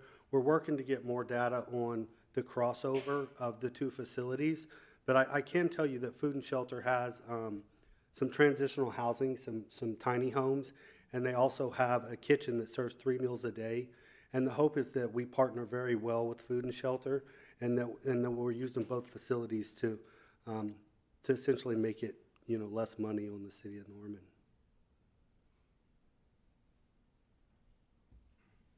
Can I add some clarifying questions? The parking spaces, I think I counted 31 that included 2 handicapped. Does that sound right? Okay. About how many staff for this facility? You mentioned 16 at your Oklahoma City location. Be pretty comparable here? I think, yes, it'll be quite comparable. Okay. And if it was at a peak time, like during a shift change, approximately how many cars might be coming and going at any given point? That's a really good question. A lot of the people that we serve actually do have transportation. Not everybody, but quite a few do. People with transportation, we've got quite a few people who have earned income. They go to work every day and they're circumstantially homeless, right? So they're in a scenario where, they may not have made enough money to pay rent. And I can tell you our parking lot in Oklahoma City is full all the time, like to the point to where we have to build out some policies around how long and how many cars can be there. Is there maybe a possibility that spillover parking would happen into the neighborhood streets for this facility? That's a good question. I don't know the answer to that. The hope would be no, but I don't want to tell you either way that I know the answer if I don't. I could be mistaken. I think Reed is too narrow as it's built in order to allow any parking on Reed. So it would probably have to go to a neighborhood street, or one would be violating if there were additional vehicles. There is some parking at the resource center next door, and it's quite a bit of parking. There's also parking at Food and Shelter. And so if we're all coordinating services really well, it's not out of question to access all 3 parking lots. I think the hope is that we build a system in the back to where people can actually move from program to program without having to access Reed. Did you guys? Yeah. And so, so the hope is that we're utilizing that instead of having people amassing on Reed Street, which you're right is a very narrow street. Is the current shelter, is there, can people park there? Yes, absolutely. Okay. Yeah, and I was just through observation. I mean, there aren't too many cars there typically, but I do think that that's a great point and question. Is just I'm curious how the number of parking spots, how you determine that, or if it was just a site design limitation, or No, we can most certainly add more spots, but with talking with Sean over weeks, trying to figure out staff versus how many unsheltered individuals have vehicles, we landed on this number. This is we didn't spend a lot of time working on it, but as we go into production, we'll have more conversations with you to figure out just exactly what the needs are for this facility. But looking at this current plan, we can probably capture easily another 6 to 7 spots without having to rework anything or do any studying. So there's opportunities for more spots. Once again, asphalt costs money, so we want to balance the needs versus the wants. Yeah, and I would, this sounds like maybe what you're doing, but just from a future flexibility standpoint, in the event that there is overflow parking, just designing it in a way that allows for expansion of parking if needed. That's fair. We've got the limitations on that side or on the east side of the property or floodplain. So Sure. we're trying to be careful and sensitive to that as well. And so you've got a lot of components there. The fire lane has to function and push the way it does. So you've got minimum radiuses and things that you have to. That's why you see the radiuses that you see, so that a fire truck can navigate around that. But suffice it to say, we will exhaust those opportunities and ensure that we've got the maximum amount and expandability.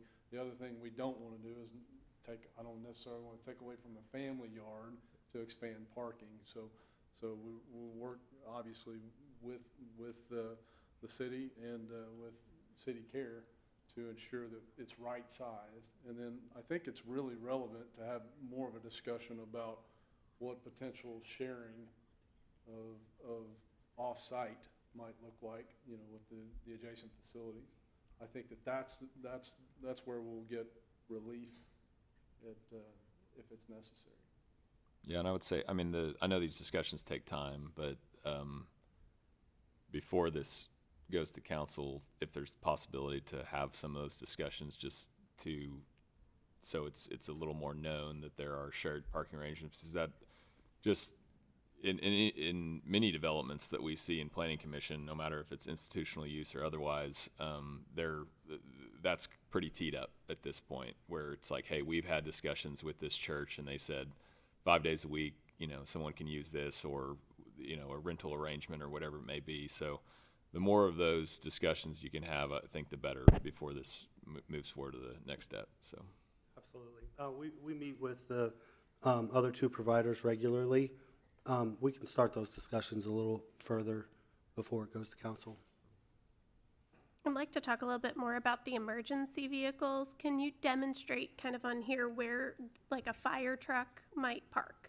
Like in what area? They might park, they could park on this side and navigate all the way around. They could park here in the aisle, there's a fire lane, and they could park here. And so literally they have access on the site all the way around it.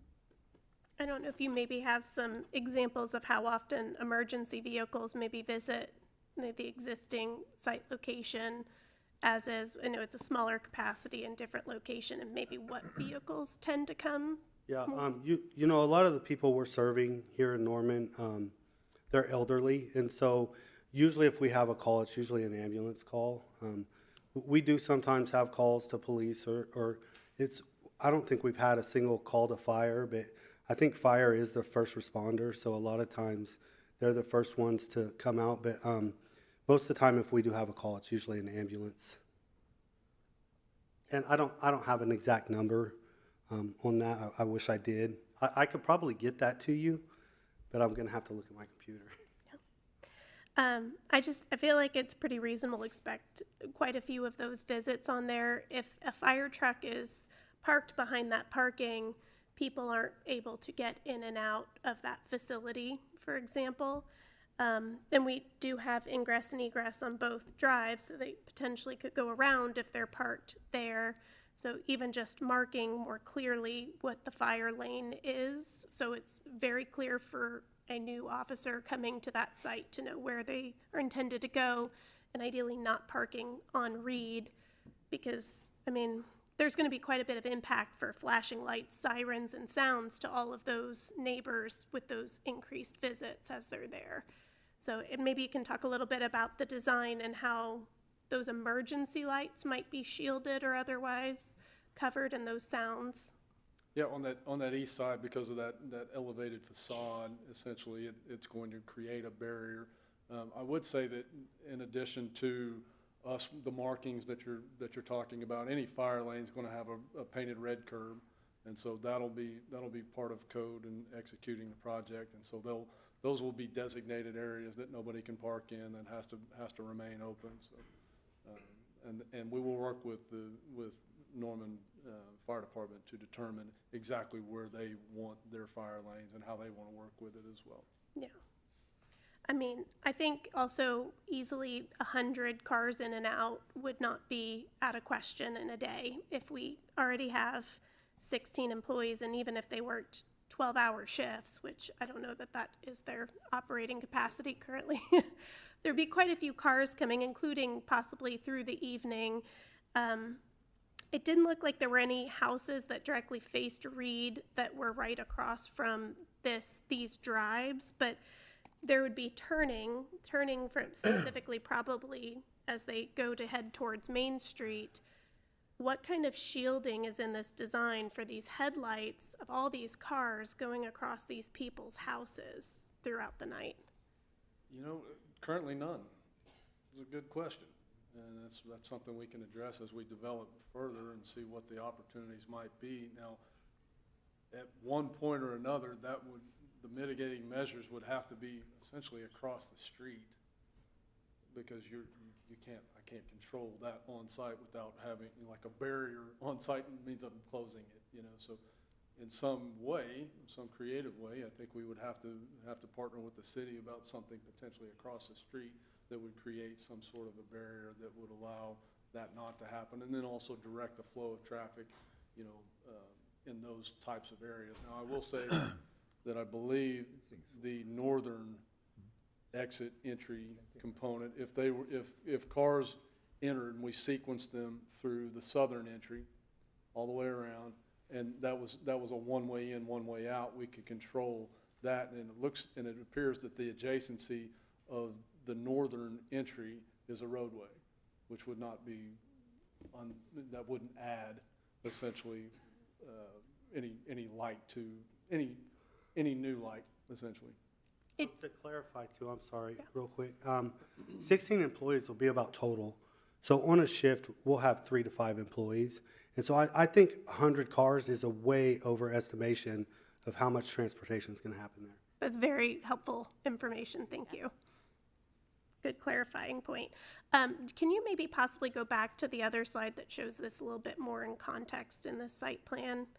I might be mistaken here, but this actually, that curb cut across may be an alley. And This one here at the north? is that, it's, because there's also an alley, there are 2 houses that do face Reed, and they are on either side of an alley. It's 322 and 324 Reed. Okay. So those 2 in particular were close to lining up, I know, to that drive, or they were either in that drive or they're right across from the very center.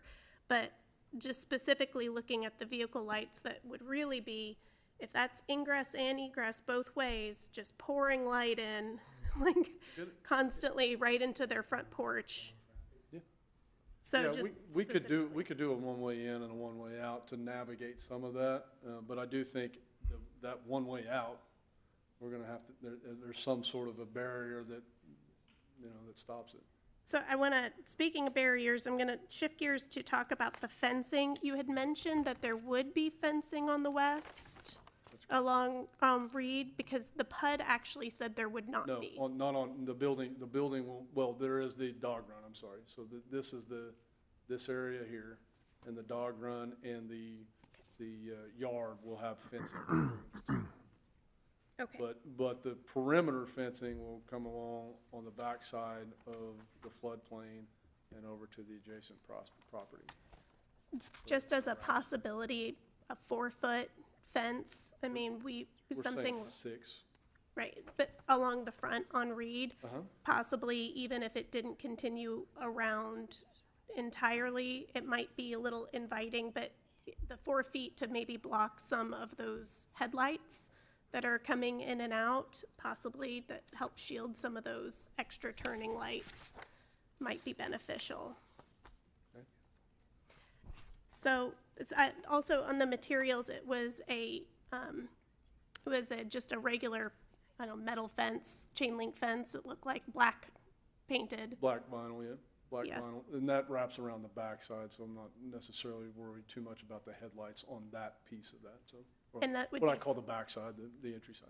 When you're saying black vinyl, is that screened or is that with the holes in it like a chain link fence? It's a chain link fence with the black vinyl coating on the links itself, yeah. So Can- it's porous completely.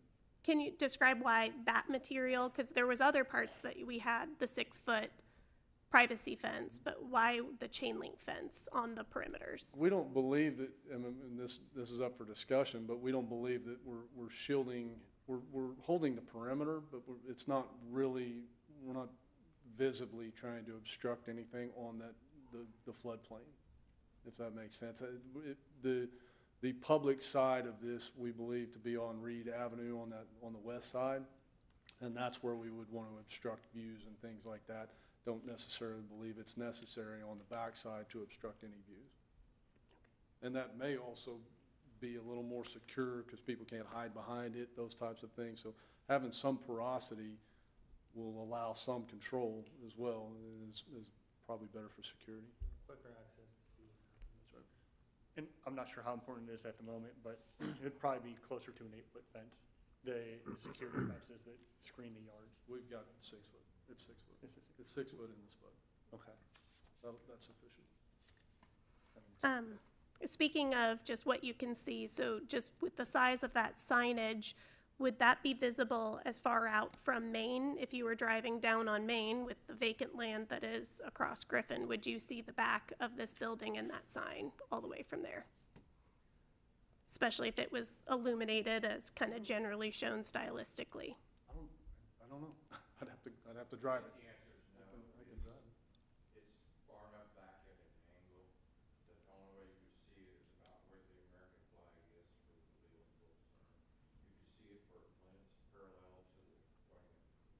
Thank you.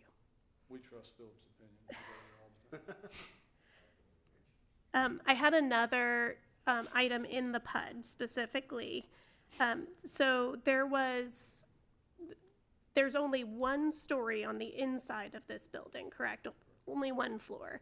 So the PUD actually had 40 feet of maximum height. It describes it as single story, but it's 40 feet, which is very high when a story might be 10 to 15 feet in a normal context.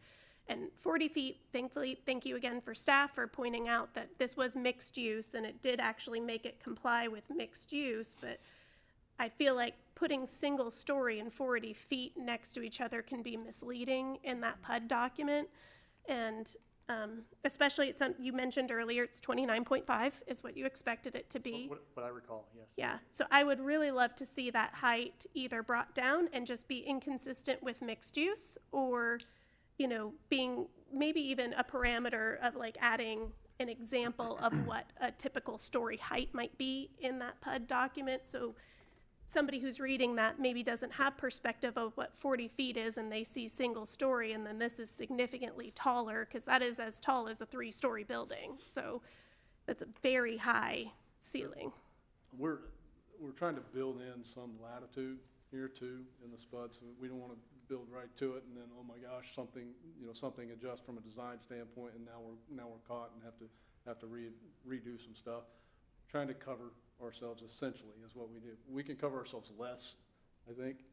So I think we can be more maybe dial that in a little bit further. But we were just trying to have enough latitude to be able to execute it. And for a point of reference, the neighboring property, Food and Shelter, their PUD had 2.5 stories, 35 feet of height. So I don't even know if they're going anywhere near that either way, but I mean, I think something more in line with that, and or otherwise clarifying language, because if it is a single floor, it also doesn't leave you room to build in, even though there's plenty of room for a second floor. If you call it single story, that's now maybe not, yes. So I would highly recommend that might be revisited for clarity. So, okay.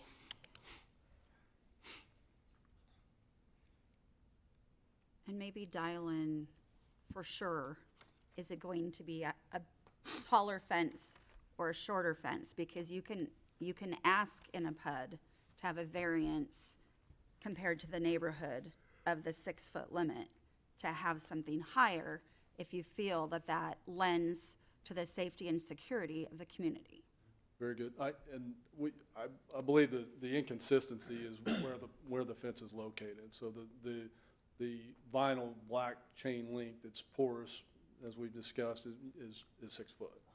Okay. So the fencing that is at that is more of a security fencing, that is likely a taller fence. I think that would be closer to an 8 foot. Okay. So I think that we can get on the same page about that and make sure that is clarified in this as well. An easy or higher might solve that. Yes. Fair enough. No. Yes. Good. 40 feet? Yeah. Not that high, right?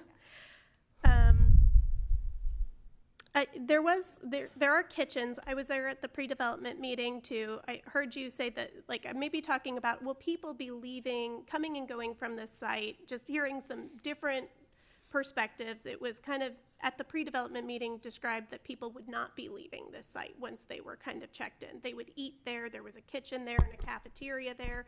But then I also hear a lot about the synergy with a food site next door, and it feels a little opposing in the narratives. Can we maybe resolve that? Yeah, that's a great question. I think it's a little early for me to just give you a definite answer of if people will be utilizing the services. It may look like the meals are prepared at the other service and they're delivered to the housing hub site. people will have to come and go, right? People have to go to work. People have to make it to appointments. A lot of times they'll be with our case managers or our housing navigators getting driven to those appointments, or possibly with one of the local transportation systems. But people will come and go. What we shouldn't have is a large mass of people coming into shelter and lining up. And so if we do have a system built where we are utilizing space or meals possibly at the other sites, that's what that back sidewalk system's for, is so that if those large populations have to go from one spot to another, that we're diverting that to the backside. Thank you. I think that would also be helpful. Yeah. Okay. I think I've hit all of my questions that I had for the applicant. Are there any other questions by commissioners for the applicant? Okay, thank you so much. Seeing none, I would move to audience comments. Again, if for everyone's benefit, when you come up, just as a reminder, you will have 3 minutes to speak. At the end of your 3 minutes, that will be the end. I'll thank you for your time. If you would like a 30-second warning before your time is up, please let me know at the beginning. And also, please state your name and address at the start so that we have that for the record. I don't count that towards your time count, too. So I have Philip Starr first.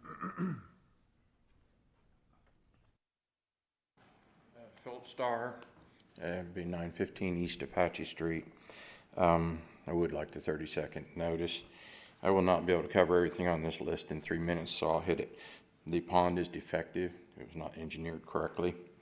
The map was not to scale. People in the neighborhood, homeless people in particular, removed most of the notices from the mailboxes. They go through our mailboxes all the time. The impact on the neighborhood is tremendous. The impact on the wildlife is we have none. All our turkeys are gone. All the wildlife, the silver foxes, the red foxes are gone. And hawks too. State property directly behind here will have a trespass that will come to a 3-foot culvert, and the drugs will continue. That is Drug Runner Road 1. Drug Runner 2 goes across, goes around our property, crosses through the church bridge, goes back and does a low water, and 3 runs on Cook. And on 3 is where most of the distribution of the needles for it, and the kids next door brought us a cup full of them with caps still on them.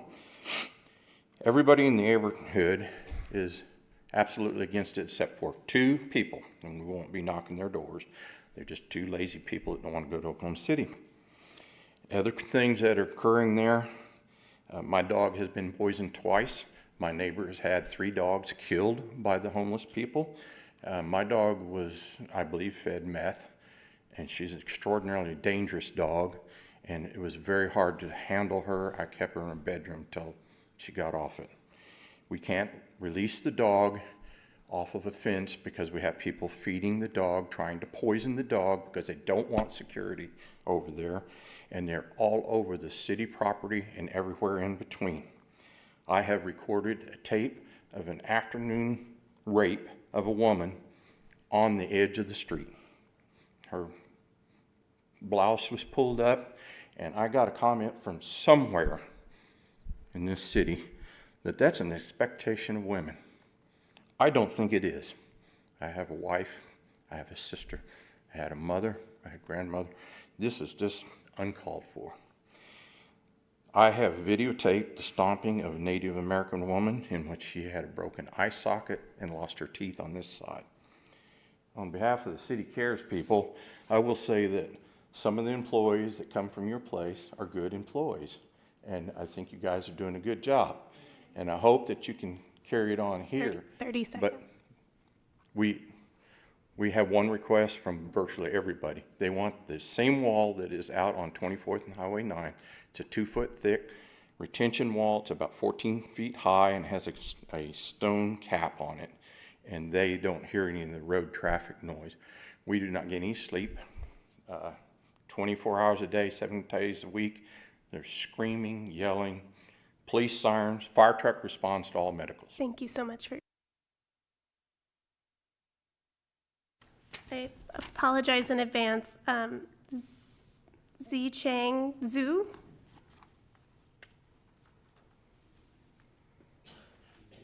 like to have the 30 seconds warning. Thank you. My name is Jichen Xu. I'm the resident of the 914 East Eufaula Street, right across the housing hub. And I came to Norman last year and a PhD student at the University of Oklahoma. I tried really hard to fall in love with Norman. And well, just quick question. The letter was sent about 2 weeks before this meeting. I will see if it's appropriate enough time to notify all the homeowners. And also the 350 feet of notification boundary is also appropriate. And I was traveling and just come back, this meeting kind of caught me unprepared to come here.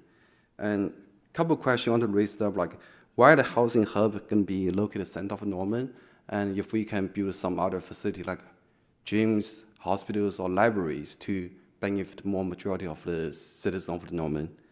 And also, who is eligible to come to this housing, like housing hub, like just for the Norman citizen or for Oklahoma state citizen or for all over the country? Like we have like the presentation said we have 150 people, like housing options for the people to come, but if it's not enough, like if we broadcast, right, like let people know there's going to be free housing here. Probably 500,000 is not enough because people are going to keep flooding into this small neighborhood. Before I moved to Norman, came from Oregon. I see how Portland being really bad. Like people flood to Portland and kind of literally destroy that city. Last question, how's the current management of the food and shelter and also housing property? I see some overflows. I heard like kind of waiting list being there. Like people cannot get in the house, they camp on the street and literally right across my fence. And people, someone said, the property shows that I have a fencing, that is my property. And if that is considered privacy, how about people playing loud music, 2 a.m. in the morning? And I experienced lost in mails in my mailbox. Luckily, I have these mails. I know this is happening today. I also see needles in my mailbox. Yeah, I hope like urge everyone in this room can visit Reed Avenues in daytime or at night, just drive around and think, if you have a 5-year-old kid, will you comfortably let your kid to walk on that street at night or during daytime? I guess you guys are found out. Thank you. Thank you. Russell Rice?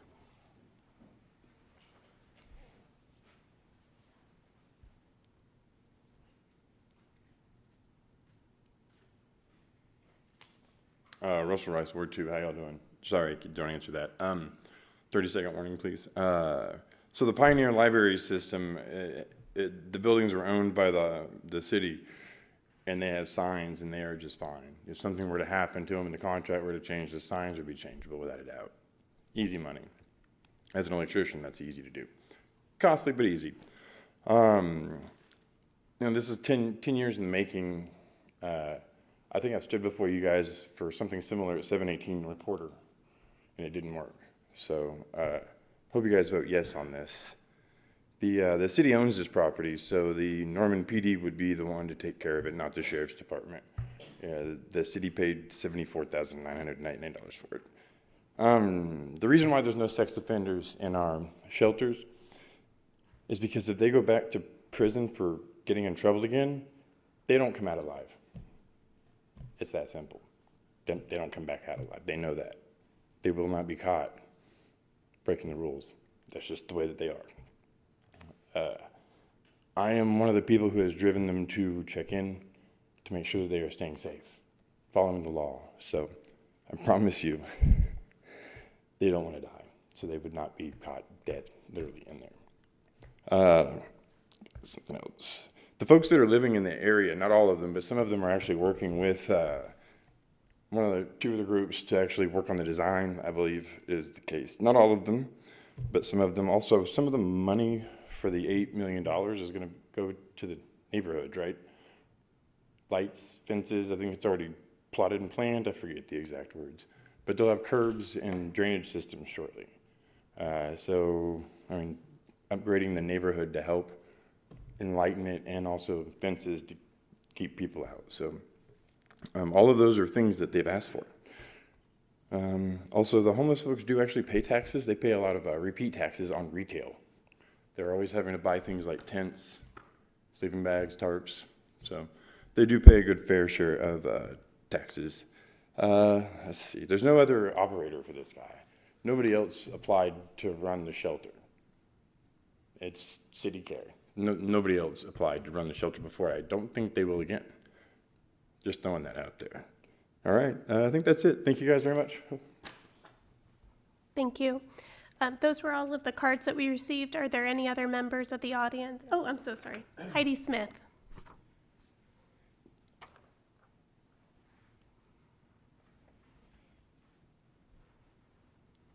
I know so many of you. My name is Heidi Smith. I am a resident of Ward 5. Most of you know me because I am the administrative lead for, I work at Thunderbird Clubhouse. We're the administrative lead agency for the Continuum of Care.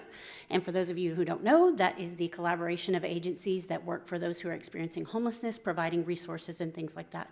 So I also was at the meeting and was walking by, and we heard shelter, and we went, oh, let's walk in. I care about ending homelessness. City Care is the gold standard for shelters in our state. They were the only ones when the previous operator of the shelter, a lot of the tension in our city has been around some things that happened with a previous operator.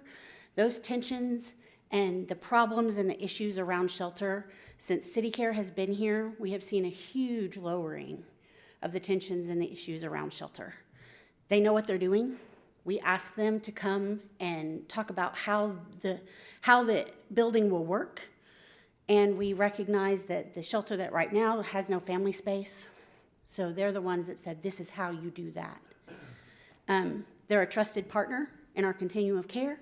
They were, I believe, the Volunteer Agency of the Year for Norman last year. So they're people who know what they're talking about. And they're operators who care not only about the people that they're serving, but about the neighborhood as well. They believe in being good neighbors. At their current facility, when they purchased it, they spent 16 meetings trying to, make sure that they're communicating. They are a part of groups that make sure that the people in the neighborhood have a voice around design and around operation and making sure that they are good neighbors. So I give them my vote of encouragement for any of those who know me, if my voice has any weight with you. City Care, they're amazing at what they do. Thank you. Thank you. Are there any other members of the audience that I have missed that would like to come make comment? Okay, seeing none, I will turn on all the mics and open up for Planning Commission discussion. I'll just make a few comments. Just to echo that, City Care is a world-class organization. They've won all kinds of awards. We're really lucky.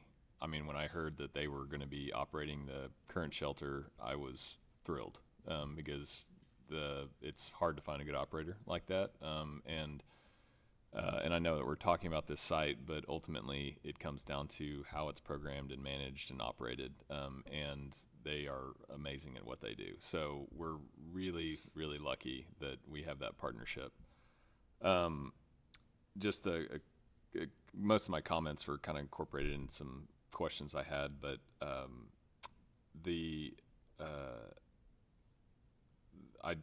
just to comment on like a couple of the questions that were brought up here, I do think that I'm glad to hear just from like the restroom side that we're following code. I do think that those are going to be heavily utilized. I don't know, but my assumption is that those experiencing homelessness are, they're at higher risk of being sick, just being exposed to the elements or not sheltered. And so, what comes along with that is restroom use, So I do agree with the comments from Commissioner Parker just about the signage. I think that that's something that really needs to be looked at. It does seem like an unnecessary expense. At the same time, I do think that it obviously has to be visible enough that people know that it's a facility that is readily accessible, but just something to consider there. On the other side of that, I do not want this to look institutional. I think that that's really important. There are already institutional buildings on the site at Griffin that are very clearly state institutions, and there is something that is really important about just the psyche of knowing that you're in a nice facility and just kind of what that can do as far as giving somebody hope, but even more so for the neighborhood. You know, if you got a nice facility across the way that looks nice, I don't think we should spare expenses, especially along the Reed Avenue side, of making this look as nice as it can.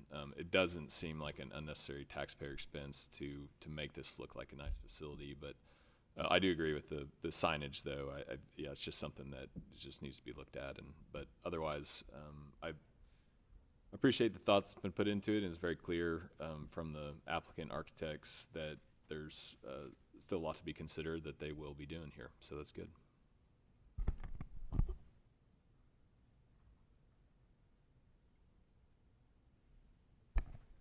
I'll say a few words. First, I'd like to thank everyone for their effort and the time they put into it, the architects and the city. It looks like a nice project. I'd like to thank the people, the neighborhood folk who came out and spoke. I think it's really easy on your side to feel like your voice is small, but I can tell you from up here, it makes a big difference to hear from you, so thank you. Looking at this, at the city level, it's a definite need for the city. The city has to address homelessness, but then looking at the neighborhood level, it feels like an enormous burden. My intuition is that there's a lot of momentum, and it would be very hard to stop this project. And maybe the question is, well, there's a zoning question that we're talking about today, but there's also a political question. What investments is the city making?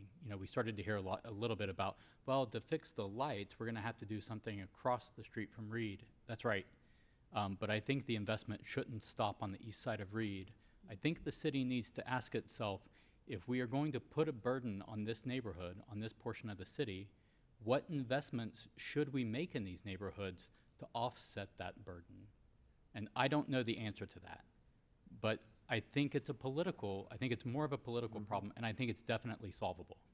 So I think that maybe when we go to city council, everyone could bring some ideas. Maybe the city and the architects might have some ideas. Maybe the neighborhood people will have some ideas. These are very real problems. Needles in your mailbox are unacceptable. Mm-hmm. Your dog being poisoned, it's unacceptable. And so I'm not saying I know the solution right now, but this is a political problem that I think can be solved. And I think it's very fair to ask the city to make these investments in your neighborhood, because the rest of the city gets a benefit in putting these services in that location. I think it is a good location. I think it makes sense. But if the rest of the city is getting a benefit, then I think the rest of the city should also share in some of that burden by making investments in your neighborhoods. I'm so sorry, but we are done with audience comments. Thank you so much.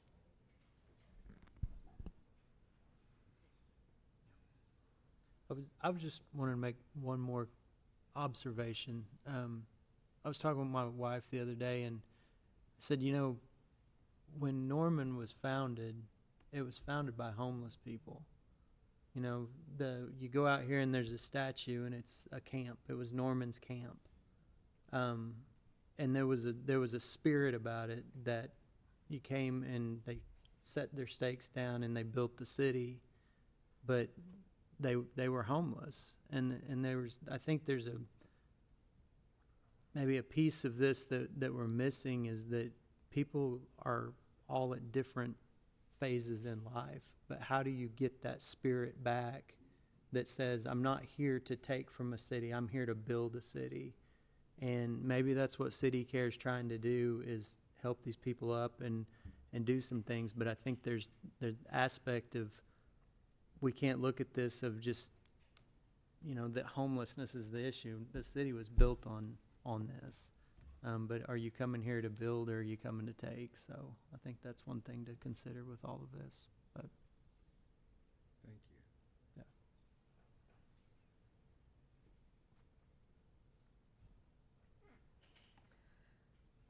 I thought the audience comment about the Pioneer Library, since we discussed the city care sign, that was a very good point. So thank you for the comment for that too. I think that gave a lot of good context. I'm not aware of the curbs and drainage system, but that will lead into some other comments that I'm going to make. So I would love to know more about what those projects are that are proposed from Public Works if this is going forward for City Council. I think there were some questions that kind of left unaddressed of who can come here and where is our poll and where is our resident population. There was discussion about the point in time count, and Jane wrote me a note, and that was 285 approximately, the last count. So I'm so sorry, no more audience comments. It Okay. is wrong? I got it. What is it?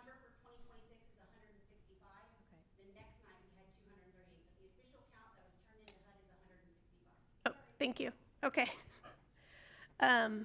So there's a very range in the point in time count, but there's more in the point in time count than this facility serves. And I know there's other facilities out there too, but where these people come from, we have heard at City Council people say that they came from Oklahoma City to the shelter previously. And so I think that it's unrealistic to expect that we won't have people from outside of the community, but also saying you can't come here is problematic too. So having solutions specifically for city paid infrastructure for those items on there too.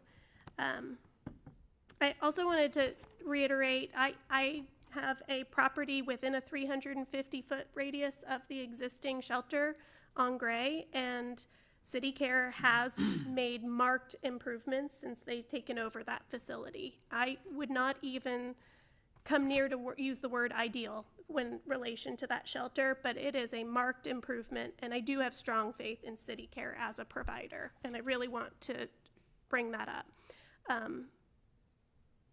We talked a lot about the thoughtful sensitivities in the building, but the neighborhood impact is the main part that I don't feel like some of those thoughtful sensitivities were really put into, because we're only looking at this one site and not comprehensive. And I want to go into why I was bringing up those neighborhood special planning areas. This is one of the most highest impact institutional uses we could possibly put on the edge of two areas that we've already identified as special planning areas. The result of which we're going to have long-term impacts on both, and particularly I think it will primarily impact the original town site neighborhood because it's already built, it's already occupied by residents, and has been for the better part of a century. So they do have a plan, but it hasn't been updated since 2012, which was several years before Food and Shelter moved in. So we haven't even necessarily assessed the as-is conditions, let alone what the ongoing conditions are for that neighborhood if that plan hasn't been updated since 2012. And I wasn't on Planning Commission for the initial Food and Shelter item, but I know I was, along with many of my fellow commissioners, when they came forward for the Resource Center. And that was 5 years ago.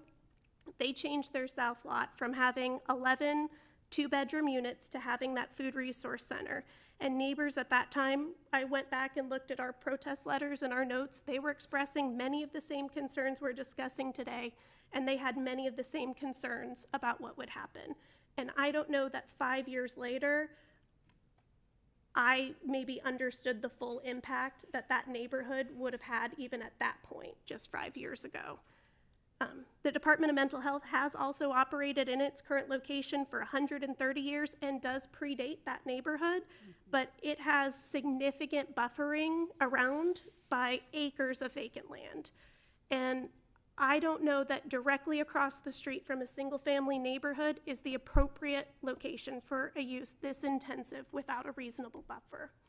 We had the suggestion for the wall, for example, that the neighbor brought forward. Commissioner Jablonski brought forward bringing ideas. And Planning Commission regularly hears about setting precedent. We oftentimes make remarks that when we are approving something, it is site-specific and it is not for future uses. And just because something has been next door doesn't necessarily mean we will allow more uses right next door to it. And I have high consideration and respect to the many community members that have worked to identify a suitable site, the incredible service providers, including Food and Shelter, City Care, Salvation Army, so many others who are doing the difficult work on the front line. And also for the concerns expressed by residents on all sides of the issue. But I don't know that the proximity of Food and Shelter by itself is sufficient justification for me to place another high-impact institutional use adjacent to a single-family neighborhood as it sits today. This isn't to say that I don't see the need in our community or that there is no place in Norman for a use like this or that the services couldn't be offered in multiple locations.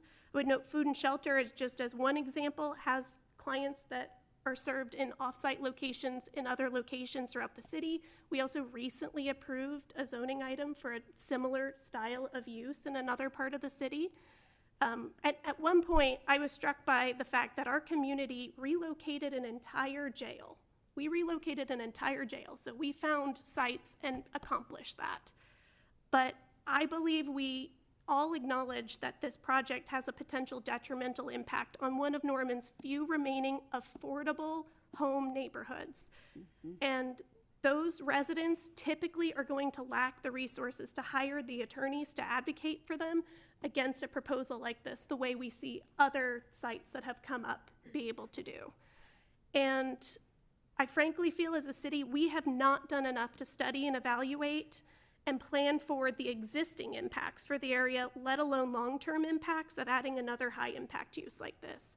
So I don't really feel comfortable moving forward approving a project today if we are effectively creating an unhoused service campus one parcel at a time. I am adjacent to a long-standing established residential neighborhood without a study or strategic plan. And so for that reason, I think a more responsible choice would be to postpone this item until proper updated studies for Griffin planning area perhaps, but particularly the original town site neighborhood could be accomplished to understand what are the as-is impacts, what is the plan for, what are the future impacts, how do we address that, how do we give something back to this neighborhood appropriately. And I think a master plan should come forward with an item like this for the amount of impact it's going to have. And I know we're under time crunch. I get that. Like, I understand we've been at capacity for a long time, but when does this neighborhood? 5 years ago, nothing has happened in 5 years for that neighborhood's plan. Nothing's happened since 2012 in that plan, although I do believe they meet annually, and Lisa Craig was not here to speak on that further. But we identified these areas for planning. We have not completed updated planning, and I don't think we should make a decision of this magnitude until planning is complete. So that's my comprehensive concern for, I think these problems will only get worse without having true studies and true plans. And I'm not even saying no to this site forever, but without some sort of impact analysis and plan for this neighborhood, we're just doing more of the same we've already done. I agree, and I would add to that, if it was a different project, the lack of information, it would be a no-brainer. So if you take out what it will be serving, that lack of the study, the lack of information, the lack of intentional planning to protect the neighbors, not just the intent balanced, with the intentional planning for who will be housed. With the lack of those things, any other project, it would be a resounding no without fear of retribution. But I agree, it's not a no vote is not a I don't believe there's an issue, or that it shouldn't be taken care of, or that I'm not currently contributing to foundations, nonprofits, organizations that are helping the unhoused currently. There just isn't enough of a plan or a study to create the best plan to be able to move forward. I agree with postponing. We can postpone, we can vote down, or we can pass on a recommendation. And if we think that this is a problem that has to be solved, then we can say, we recognize this problem has to be solved. However, there's a lack of planning. There has to be a serious plan attached before you move forward. And I agree that some of us were here, 5 years ago, and these problems have been around and they haven't been addressed. But I don't think that our options are only vote down or postpone. I think we can also add recommendations to an affirmative vote.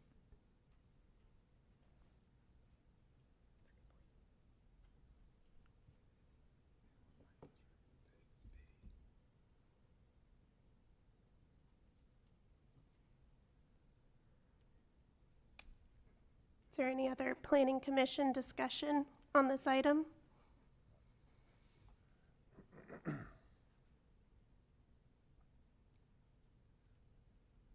Okay, if there is none, I'm open to additional discussion, or I would take a motion regarding this item. I'm interested to hear Commissioner Jablonski, like, if with recommendations. Because I agree. I do think there's time sensitivity with this project, and I don't want to be insensitive to the neighborhood. I do think additional study is needed just to look at impacts and what we can do. But this is a past bonded project, and I know that it has been exhaustive in nature to find a site to make this happen. There will be impacts, and I'm not discounting that, but we have to find a way to move forward. And so every month that goes by with this is going to have tremendous impact as to the viability of this, with inflation costs, with construction, with budget, and that's, we've got to find a solution, and this is the solution, in my opinion. Okay, my way in. I agree with Commissioner Brewer. There is no ideal site. There's never going to be an ideal site. I sympathize with your issues. I understand why you would be upset and not want this facility there. That is going to be everyone's reaction for the most part. I agree that there. I'm so sorry, there's no audience comments, thank you. So, I agree that there could be more emphasis put on the impact, especially for the neighborhood. I think that's important and a realistic request. But I'm with Commissioner Brewer in that I think postponing or voting down doesn't help us address the situation. And he's right. Every month that we lose has its own impacts as well. So I would be in favor of asking for a recommendation for an impact study along with a motion. And just one more comment. This was a voter approved project. I think that's really important to consider. The site was identified, and yes, there's a lot of planning and design and consideration that needs to go into this, but this was voter approved. So this is not, are we looking at this site as the best site? That's a principle thing in my mind, that we're moving forward with a site that has been voted on and approved by the voters of Norman. Actually, just as a point of clarification, as somebody who did vote in that item, the ballot did not identify this location. It was for building a shelter or rehabbing, buying an existing or building or rehabbing up to the budget. And it's explicitly did not state this site or any other site in it.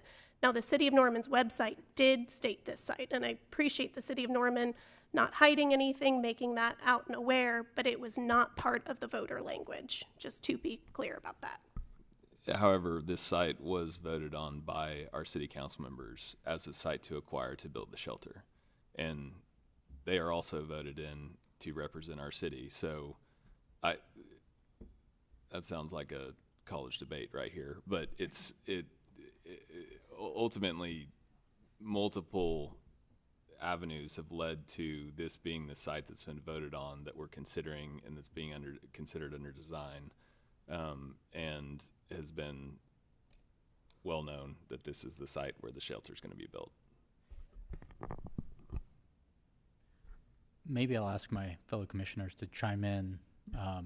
You know, I'm hopeful, but I don't think I'm naive. There are two problems, and I do think both can be solved.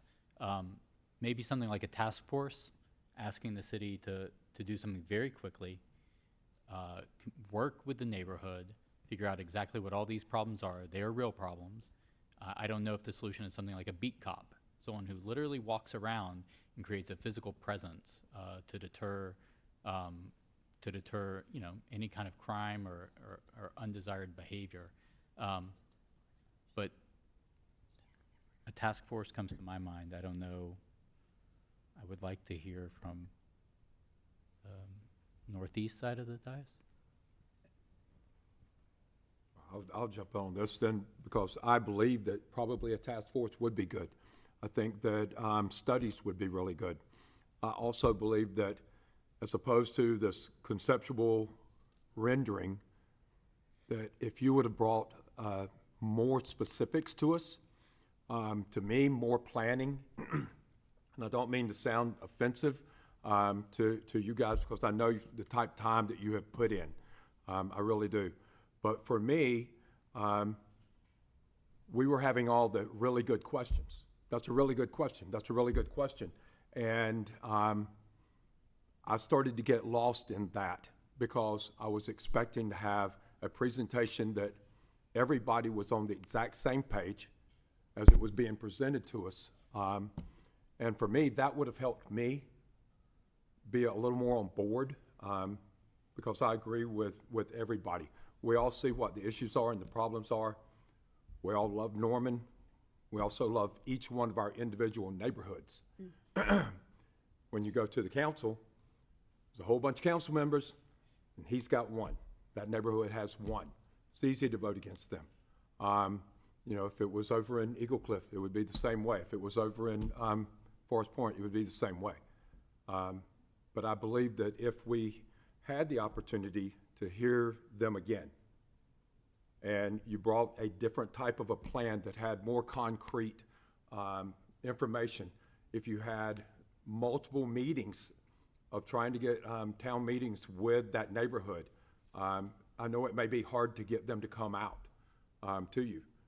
But if that's the case, then you have to go to them. But I do believe in the task force. I believe in us trying to have surveys to see where we can go with this.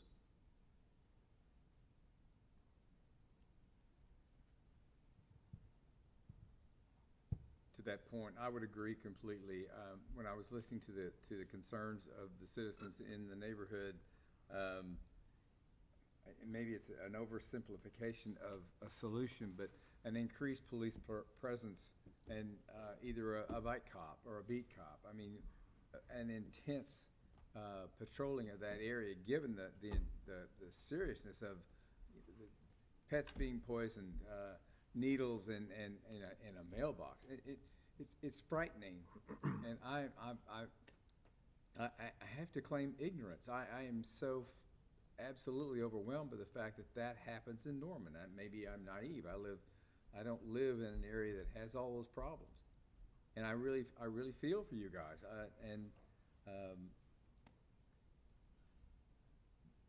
But a task force that would study this and said, okay, what are the solutions? This is a great location for this facility, except. the blowback to your neighborhood can be extreme. How do we fix that? The facility seems to be fairly well designed. The concept looks pretty good. The details need to be worked out, of course. But how do we fix your issues? What can the city do if the citizens of Norman voted for this? Okay, we need this. It's been a problem for decades, and it's getting worse. I visited with a couple of police officers I met when I was in Citizens Police Academy, and that they told me that the city of Oklahoma City buses their homeless down here. And it's been a chronic problem. But your neighborhood does not need to bear the brunt of this kind of issue without some support from the city, from law enforcement, to mitigate some of these issues. So, and how do we find those solutions? Who do we talk to? Do we talk to the chief of police? How do we get this problem solved? The issue has to be dealt with. Homelessness has to be dealt with.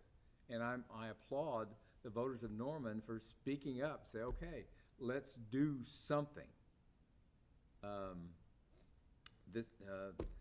So anyway, whatever modality we have to employ to address those issues, which are just heinous in my opinion, let's expedite that. Let's get those problems addressed. Let's get a proactive approach to deal with those issues.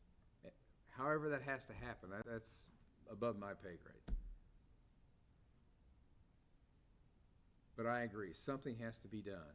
And this is, anyway, there's an awful lot, anyway, I won't go there. Let's get a task force going. Let's work out some practical solutions, at least a direction to address the issues. Will it be the be-all, end-all? No, it has to evolve. It has to get more efficient. It has to be more effective, and whatever that takes. I think this is an amazing solution for the homelessness in our community, but we cannot disregard the neighborhoods who are going to be neighbors. So, I'll shut up. I didn't mean to say that much. Yeah, and I get, so I feel that Commissioner Jablonski's thoughts on providing recommendations within a motion is a reasonable next step, because I don't disagree with anything that's being said. We need to look at how the neighborhood will be affected and address improvements, whether that's through physical service providers within the city staff, whether it's policing, or whether it's for lighting, alleyway improvements, from my understanding, have been already discussed in the neighborhood. Whatever needs to happen, that will be discussed. Like that will be discussed as part of the council discussion. Like there's no doubt. Yes, there is one council member, but every council member is got this front and center to get it right and get it done right. And when it comes down to it, this is the site. Like that. Like it's voted upon. It's moving forward. So when we look at the level of specificity in PUDs and whether this is on any other development, whether this is a site that is reasonable, yes, there are things that we bring up that may improve the design, that may improve neighborhood buffers, things like that. But when it comes down to it, our purview is this the correct site for this project? And this is the site. So like that part, I guess, is where I have a little bit of a disconnect. And we're looking at a project to say, is this the correct site for it? It is the site. So again, like Commissioner Jablonski's idea about providing recommendations, let's do it. And this will open up further discussion, which is necessary.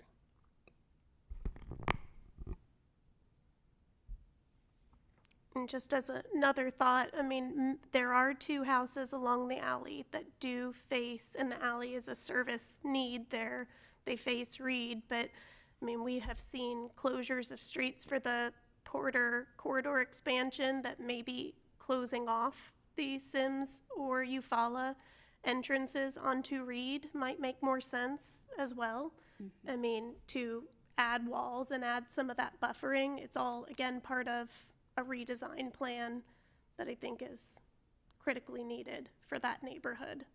But how does the trash still get, how do the people who are on Reed still access their property, or what happens with those property? Yeah, just as another idea, things that we've seen when we wanted to improve a different street that we made a plan for it, that we had studies and we implemented, but that took 10 years, if I remember correctly. Is that an accurate assessment? 10 years for Porter corridor before it was actually built out? So I understand what asking for studies and plans mean, but I know food and shelter was approved, I mean, approximately 10 years ago, built maybe a little bit less than that, maybe, but I mean, we still haven't done it for there. So what is the timeline to make that a priority financially when the city has so many other priorities going on? And will it ever happen? Is it 10 years from now? And what does that neighborhood look 10 more years down the road before it gets done? That's my concern too. Yeah, I mean, if we're talking about plans and studies for the neighborhood, I think there's some very practical solutions that can move forward. But if you're looking at like a plan or a study or a task force or whatever it may be, we know how this city works. It never works overnight. And that's an issue, but it's also like if we kick this 6 months, a year down the road, this project's not happening because it's not an $8 million project anymore. It's probably a $10 million project. And so all these things need to happen, but with a bonded project, we've got to stay within budget, which also means we got to move forward. And I completely agree that everything else needs to be happening concurrently as quickly as it can, so then we can look at implementing some of these solutions and figuring out how to fund it. I think the design that we were presented is an $8 million project, but I think if we balance the needs, the city needs of the neighborhood, it's already a $14 million project. It can't just be providing a facility. It needs, I mean, on a political side, it needs addition to budgets to ensure safety and security and infrastructure as requested, to be that sound buffer and everything. So I think it does require some honest discussion of like, what does it really need, and can council, we need the recommendation of council ensuring those things are provided somehow, if not in the 8 million, some other aspect of the city's budget, including increase of law enforcement, especially if the facility is planning on having periods during the night where there is no security required according to their internal needs, but the neighborhood's needs are 24/7, because not everyone is inside that building, but the homeless community is going to be centered around there.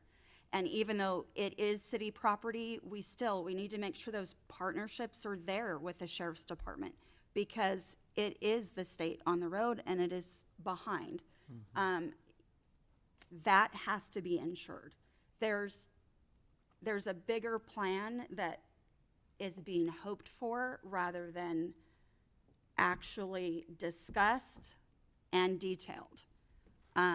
Even looking at, we asked about fire zones. With where the parking is laid out right now, honestly, there would be 12 cars blocked in if the fire truck comes and they need to be at that door. So along that curb is probably going to need to be the fire lane. There are changes to this in addition to changes to the neighborhood and the city's commitment to what it's really going to take to make this a success. Great site because food and shelter is already there. It is as far as design, it is a great beginning, but it is not a great design. It is not a great plan.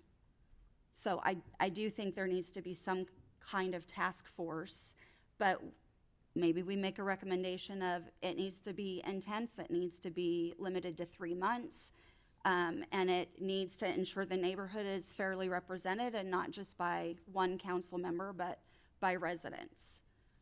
We need to get all of the stakeholders to the table. And I think if we were to vote yes to move it forward, we need to be very specific in our recommendations of having it be a quick time frame on one hand, but providing an appropriate amount of time to really make sure that we are meeting the needs of the homeless population and our residents that already live there and feel terrorized currently. We don't want it to be maintained at the same level. Maintaining that level with an increase of people is a failure. Viewing it as, oh, there's no increase, so therefore it's successful, that's not success. We need to ensure that the impact to the neighborhood decreases and we're meeting the needs of the homeless people as well. So I think it is warranted to be very specific in recommendations. Yeah, I think I'd like to, really grab onto something you put your finger on. It's, there was an impact to this neighborhood when we put these other institutional services there, and it needs to be brought back down to the baseline of what the neighborhood was like before these services appeared. And I very much agree with a rapid timeline. And I do think that we can walk and chew gum at the same time. Yes. I agree that this does not need to be a 10-year study, but I also agree there needs to be a real plan. And the question is, what's the best way to push the politics on this? And I don't think it's to slow roll it. I think it's to put forward a recommendation that says fix it quickly, and to your point, look at the baseline of the neighborhood before we started putting in these services, and return the neighborhood back to that in terms of the challenges they faced. Bring it back to what they originally experienced. I would say this project was fast-tracked from the time of the vote, too. So when the motivation is there, I have seen faster movement. I would say us seeing this item tonight is an example of that. So if the commitment is there by council to fast-track it, I think it is possible. And, I would be amenable to a yes vote on a very selective recommendation for something like that, that included an intensive neighborhood impact study, a plan for the infrastructure, and a takedown schedule that is ideally within 2 years and no longer than 5 years, even for the construction and the bidding process. Something like that might be something that that had neighborhood buy-in, the way that we handled the AIM plans, having multiple meetings at different times a day, because, people that work here might have night shifts. Having people be able to attend that are both property owners in advance, some notices, but that maybe need to fly in from out of state if they're a property owner that is owning a rental, but want to be able to attend, and for the residents to be able to attend both. So I think that is achievable within a reasonable time if it's prioritized, if it is truly prioritized. Do you mind repeating the recommendations you outlined? So I was writing down notes as we discussed, and we had an intensive, was the word specifically, an intensive neighborhood impact study, a plan for infrastructure. There was also law enforcement task force, I don't know exactly how to phrase that, engagement in a task force for regular patrol, or whatever task force means. I'm not sure if that is regular patrol, but and a takedown schedule, ideally within 2 years, for that infrastructure to make those improvements or make those changes. But ideally, that's ideal, maybe no longer than 5 years.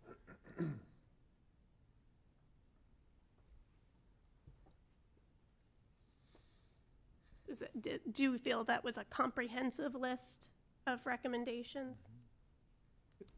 And I think the city and the voters of Norman have solved or presented a possibility for solving our unhoused, our homeless. And that's great.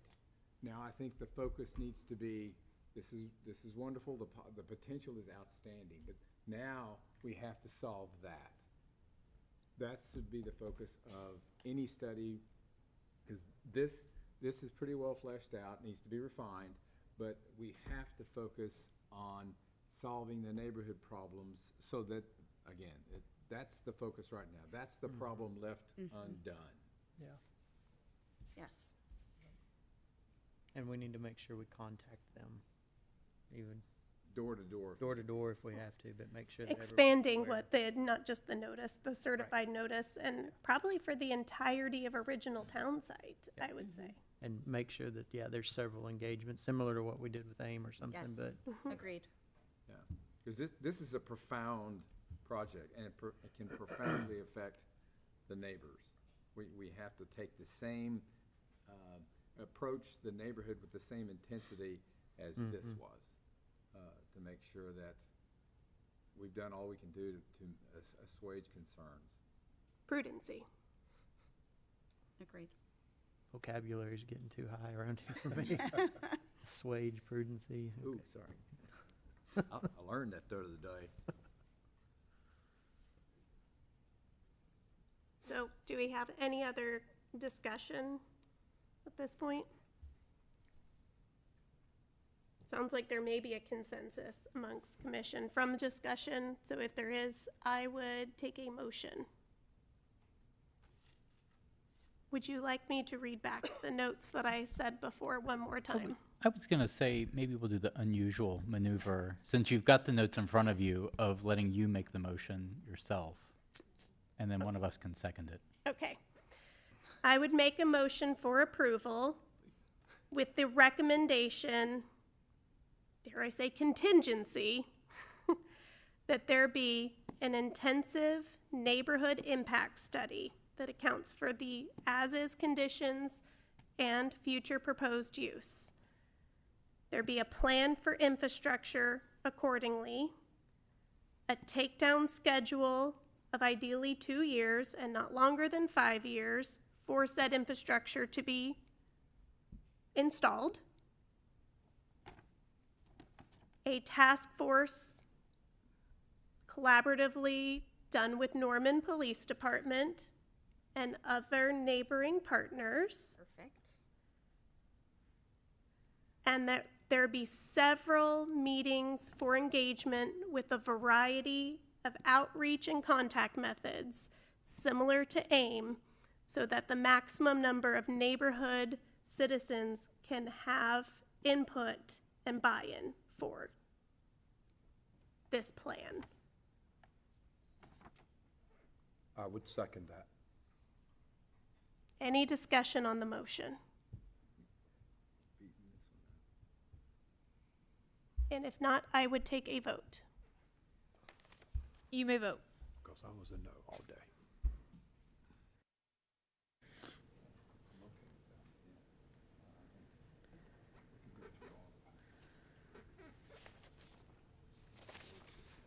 All votes have been cast. Motion passes 8-0.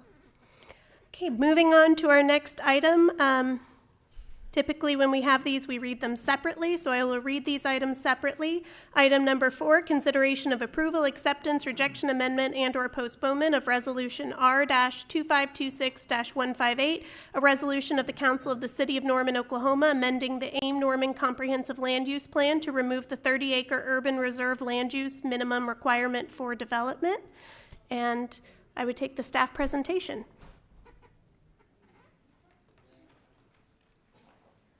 Sorry, too slow. Okay, Laura Hoggett again.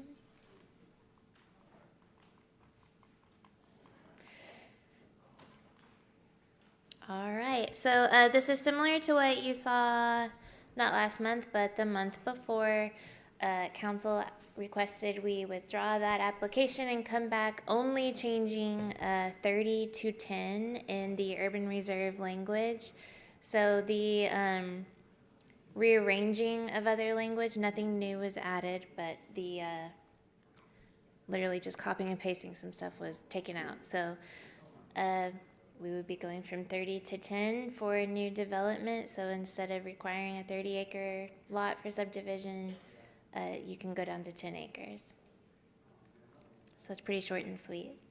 Any questions? Approximately how many parcels of land does Norman have that are 30 acres or larger? I have the answer if you need it. 50. It's 50. Does that sound right? Yep. Okay. I asked in advance. We 50 asked this you last time, so I asked in advance this time. It's approximately 50 parcels that we have that are 30 acres or larger that this would impact.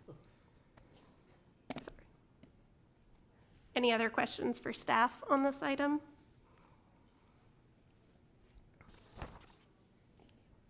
Okay, thank you. Seeing none, we move to audience comments. Okay, seeing none, I would move to planning commission discussion.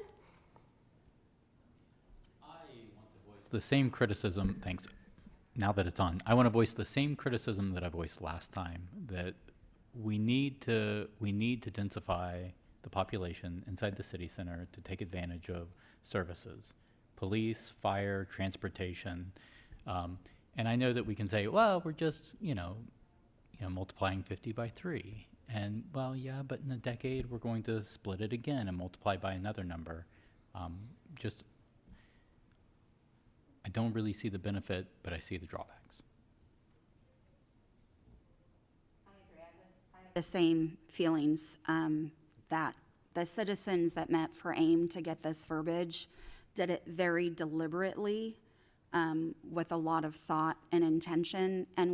And we are already here to be able to discuss variances when and if a need for those arises. And if we see that they're reasonable, suitable, then we can say yes. But I don't think changing the verbiage just in case grandma wants to divide her property 3 ways is the appropriate motion to make tonight.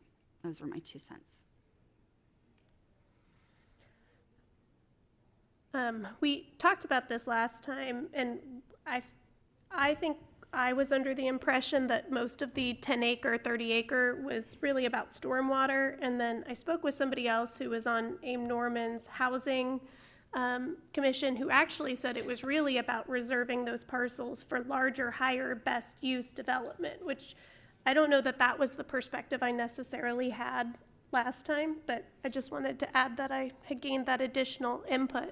We have another member that happens to be here for the AIM Norman Housing Committee that might be able to answer some of those questions, should she be willing to come up. But I would be very interested to know more about why it was that 30 acres, because to me, 10 acres did not feel too small, but in the context of preserving it to be able to have developments go in made more sense, I guess. Yeah. Are you willing to come up and visit with us? Since you were walking by from your other meeting. I'm way too ADHD for noise, so I was like, can someone close that door? That's what she was doing in the moment. Thank you so much for being a willing participant. Yeah, as we've already stated, the entire entourage back there was in an oversight committee meeting and knew that this, the previous issue was on the agenda, and I had noted that this was going to be considered too. I'm Lee Hall, and I was on the steering committee for AIM Norman. I also served on the land use work group that literally went parcel by parcel, not parcel by parcel, but square mile by square mile through almost the entire city of Norman to make sure that we had our land use right. On this particular issue, honestly, the idea of it was to respond to what we were hearing from our Ward 5 public engagement, which is we wanted to create a way to guarantee that there would be no development in Ward 5 for the life of this plan. And I can't speak to, the details of how this is written or any of those things. I'm not well suited for that. But the intent literally was to have a reserve that could not really be touched for the life of this land use plan. So it's been interesting to see that before we're even implementing anything about our brand new land use plan, that we're already considering changing it after 2 years worth of carefully considering what the residents of Ward 5 had to say about what they wanted to see happen for the next 25 years, as far as preserving wildlife, way of life, all of those kinds of things. So that was the intent. That's about the best I can do. Thank you so much.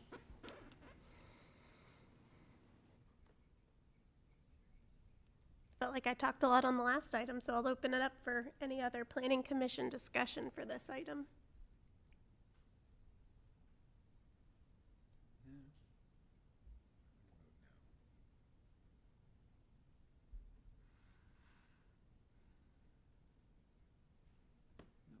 Or if there's no discussion, I would take a motion.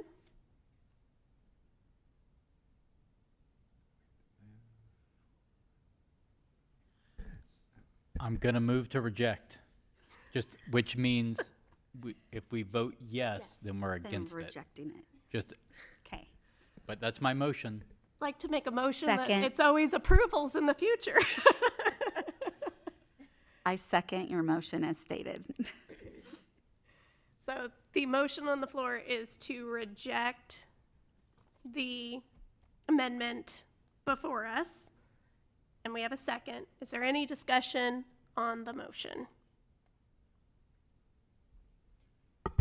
I honestly missed our discussion earlier because of the noise over here. I was just like, so can you all repeat a little bit of what you said earlier? So as the commissioner from Ward 5, I stated that I believed that we should honor the deliberate, thoughtful intention behind the current language of 30, of protecting and preserving and conserving that area, and that we already have a means with Planning Commission for someone to come ask for a variance if grandma wants to divide her 30 acres to, the 3 grandkids. So we don't need to change the verbiage for a just in case scenario because there is a means to that end and we should honor the language. That was my comment earlier. Thank you. You're welcome. Did you turn it? No, it's on, right?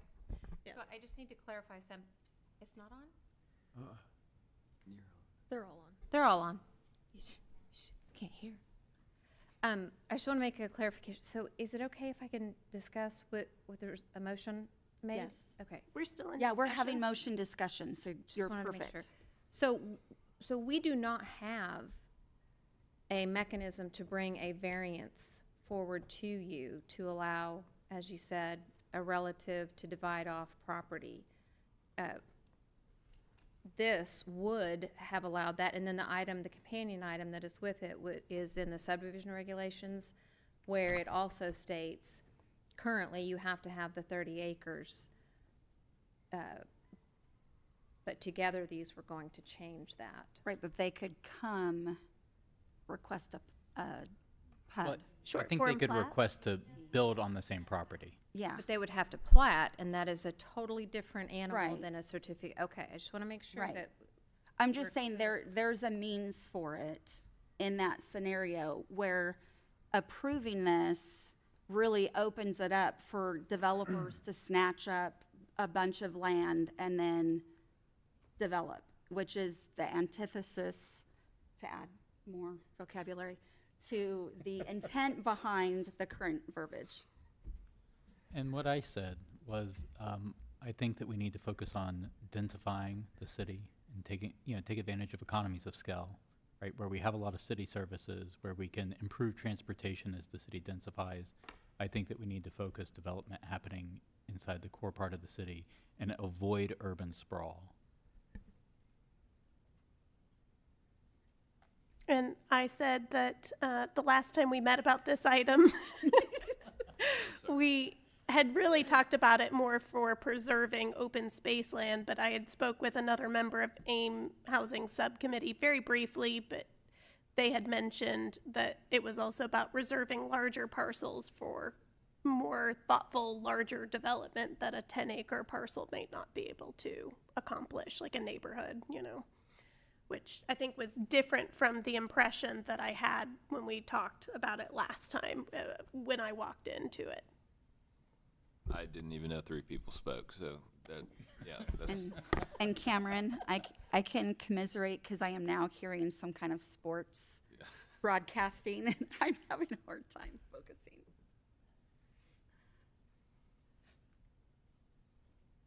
Okay, so the motion on the floor, okay, and just as a point of clarification, actually. So right now, as is, you cannot apply for a variance for a parcel smaller than 30 acres. Is that correct?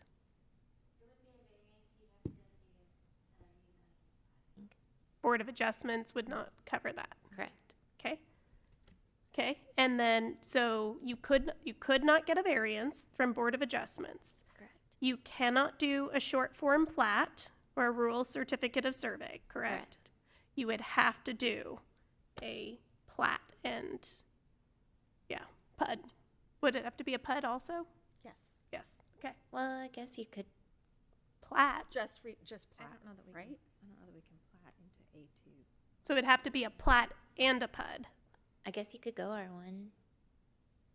Plat and Rezoning rezone would- one way or another. Yes. So that would be the only way forward. Or do we allow 10 acres? And I will make the same comment I made last meeting, that I really feel like 10 acres is a reasonable parcel, and the maximum number of units. You still have can you remind me the name of the neighborhood planning item? It's in the staff report, but I don't have it handy. To be able to build out an area of urban reserve. It's Cluster development. cluster development. So they could still do a cluster development according to those ordinances. Yes. But assuming there was no cluster development, the maximum number of housing units that would be allowed on a 30-acre tract right now is 2, a primary residence and a ADU. Yes. And so if you allowed up to 10-acre minimums, you would have up to 6 potential dwelling units, only dwelling units still,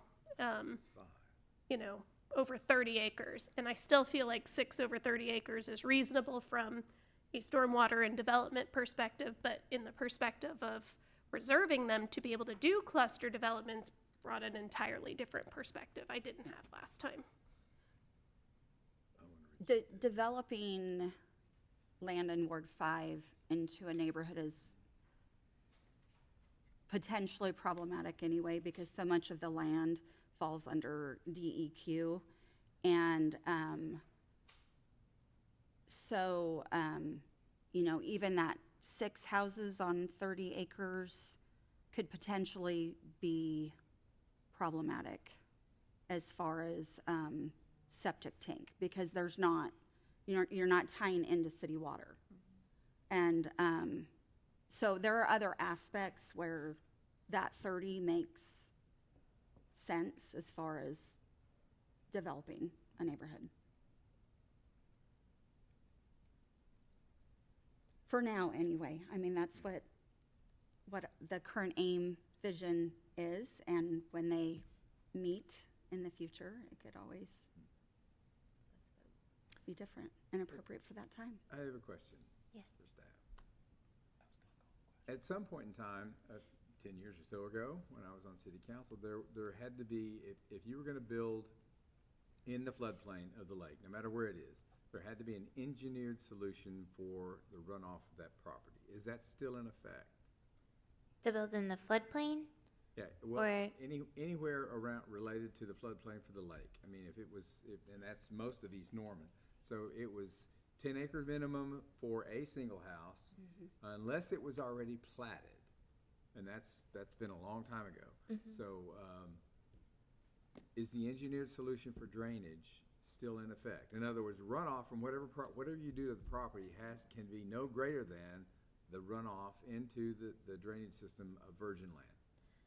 So that would apply in the stream planning corridor. So the stream planning corridor is the engineered terms. I don't know all the words for it, but it was adopted for basically like it's more than just the floodplain. And then when you subdivide your property, so if you do a certificate of survey or you plat, it becomes water quality protection zone. That the boundary of that zone can be changed if you have engineered solutions. Okay. That's as much as I know about it because I'm not an engineer. So it's not for every property out there. It's if you've been subdivided since the adoption of WQPZ. Thank you. Yes. And I would just say that's possible. I do own a 10-acre property in a WQPZ. I am an engineer. I have provided engineer solutions, and I have a stormwater quality control structure that's 1.25 acres. Perfect. And will have fish. But yes, it is possible, and their process and the city's good about working through that stuff. You just have to go through it. Thank you. So where are we on the motion in the second? I'll call the question. Let's vote. Oh, okay, so we had a motion for rejection. I believe we have a second. We've had discussion on the motion. So if there's no other discussion, we'll do the vote. Approving the rejection. And if you want to vote it down, You it's vote a yes. yes.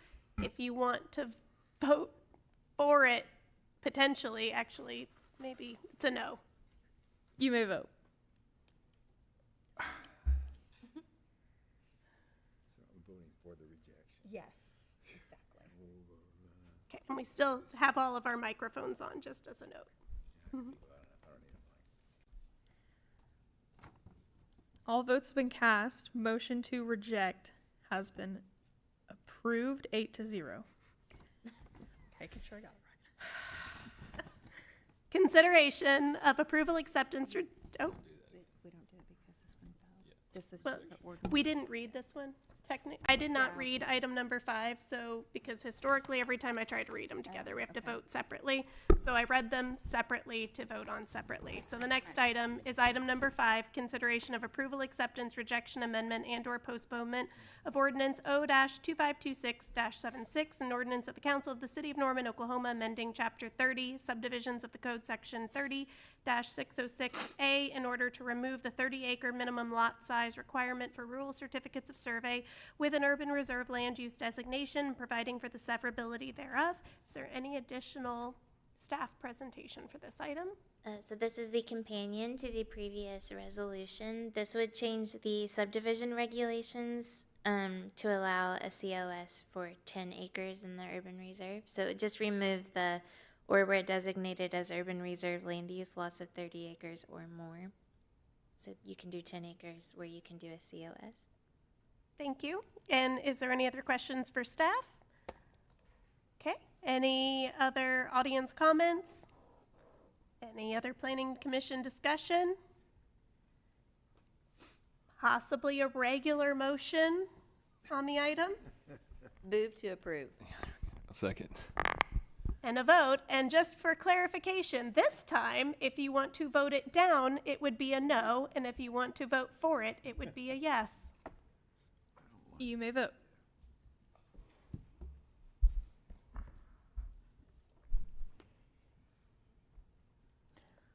All votes have been cast. Motion fails 8-0.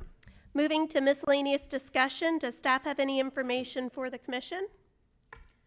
Would you like to update anything on the zoning code updates? Sure.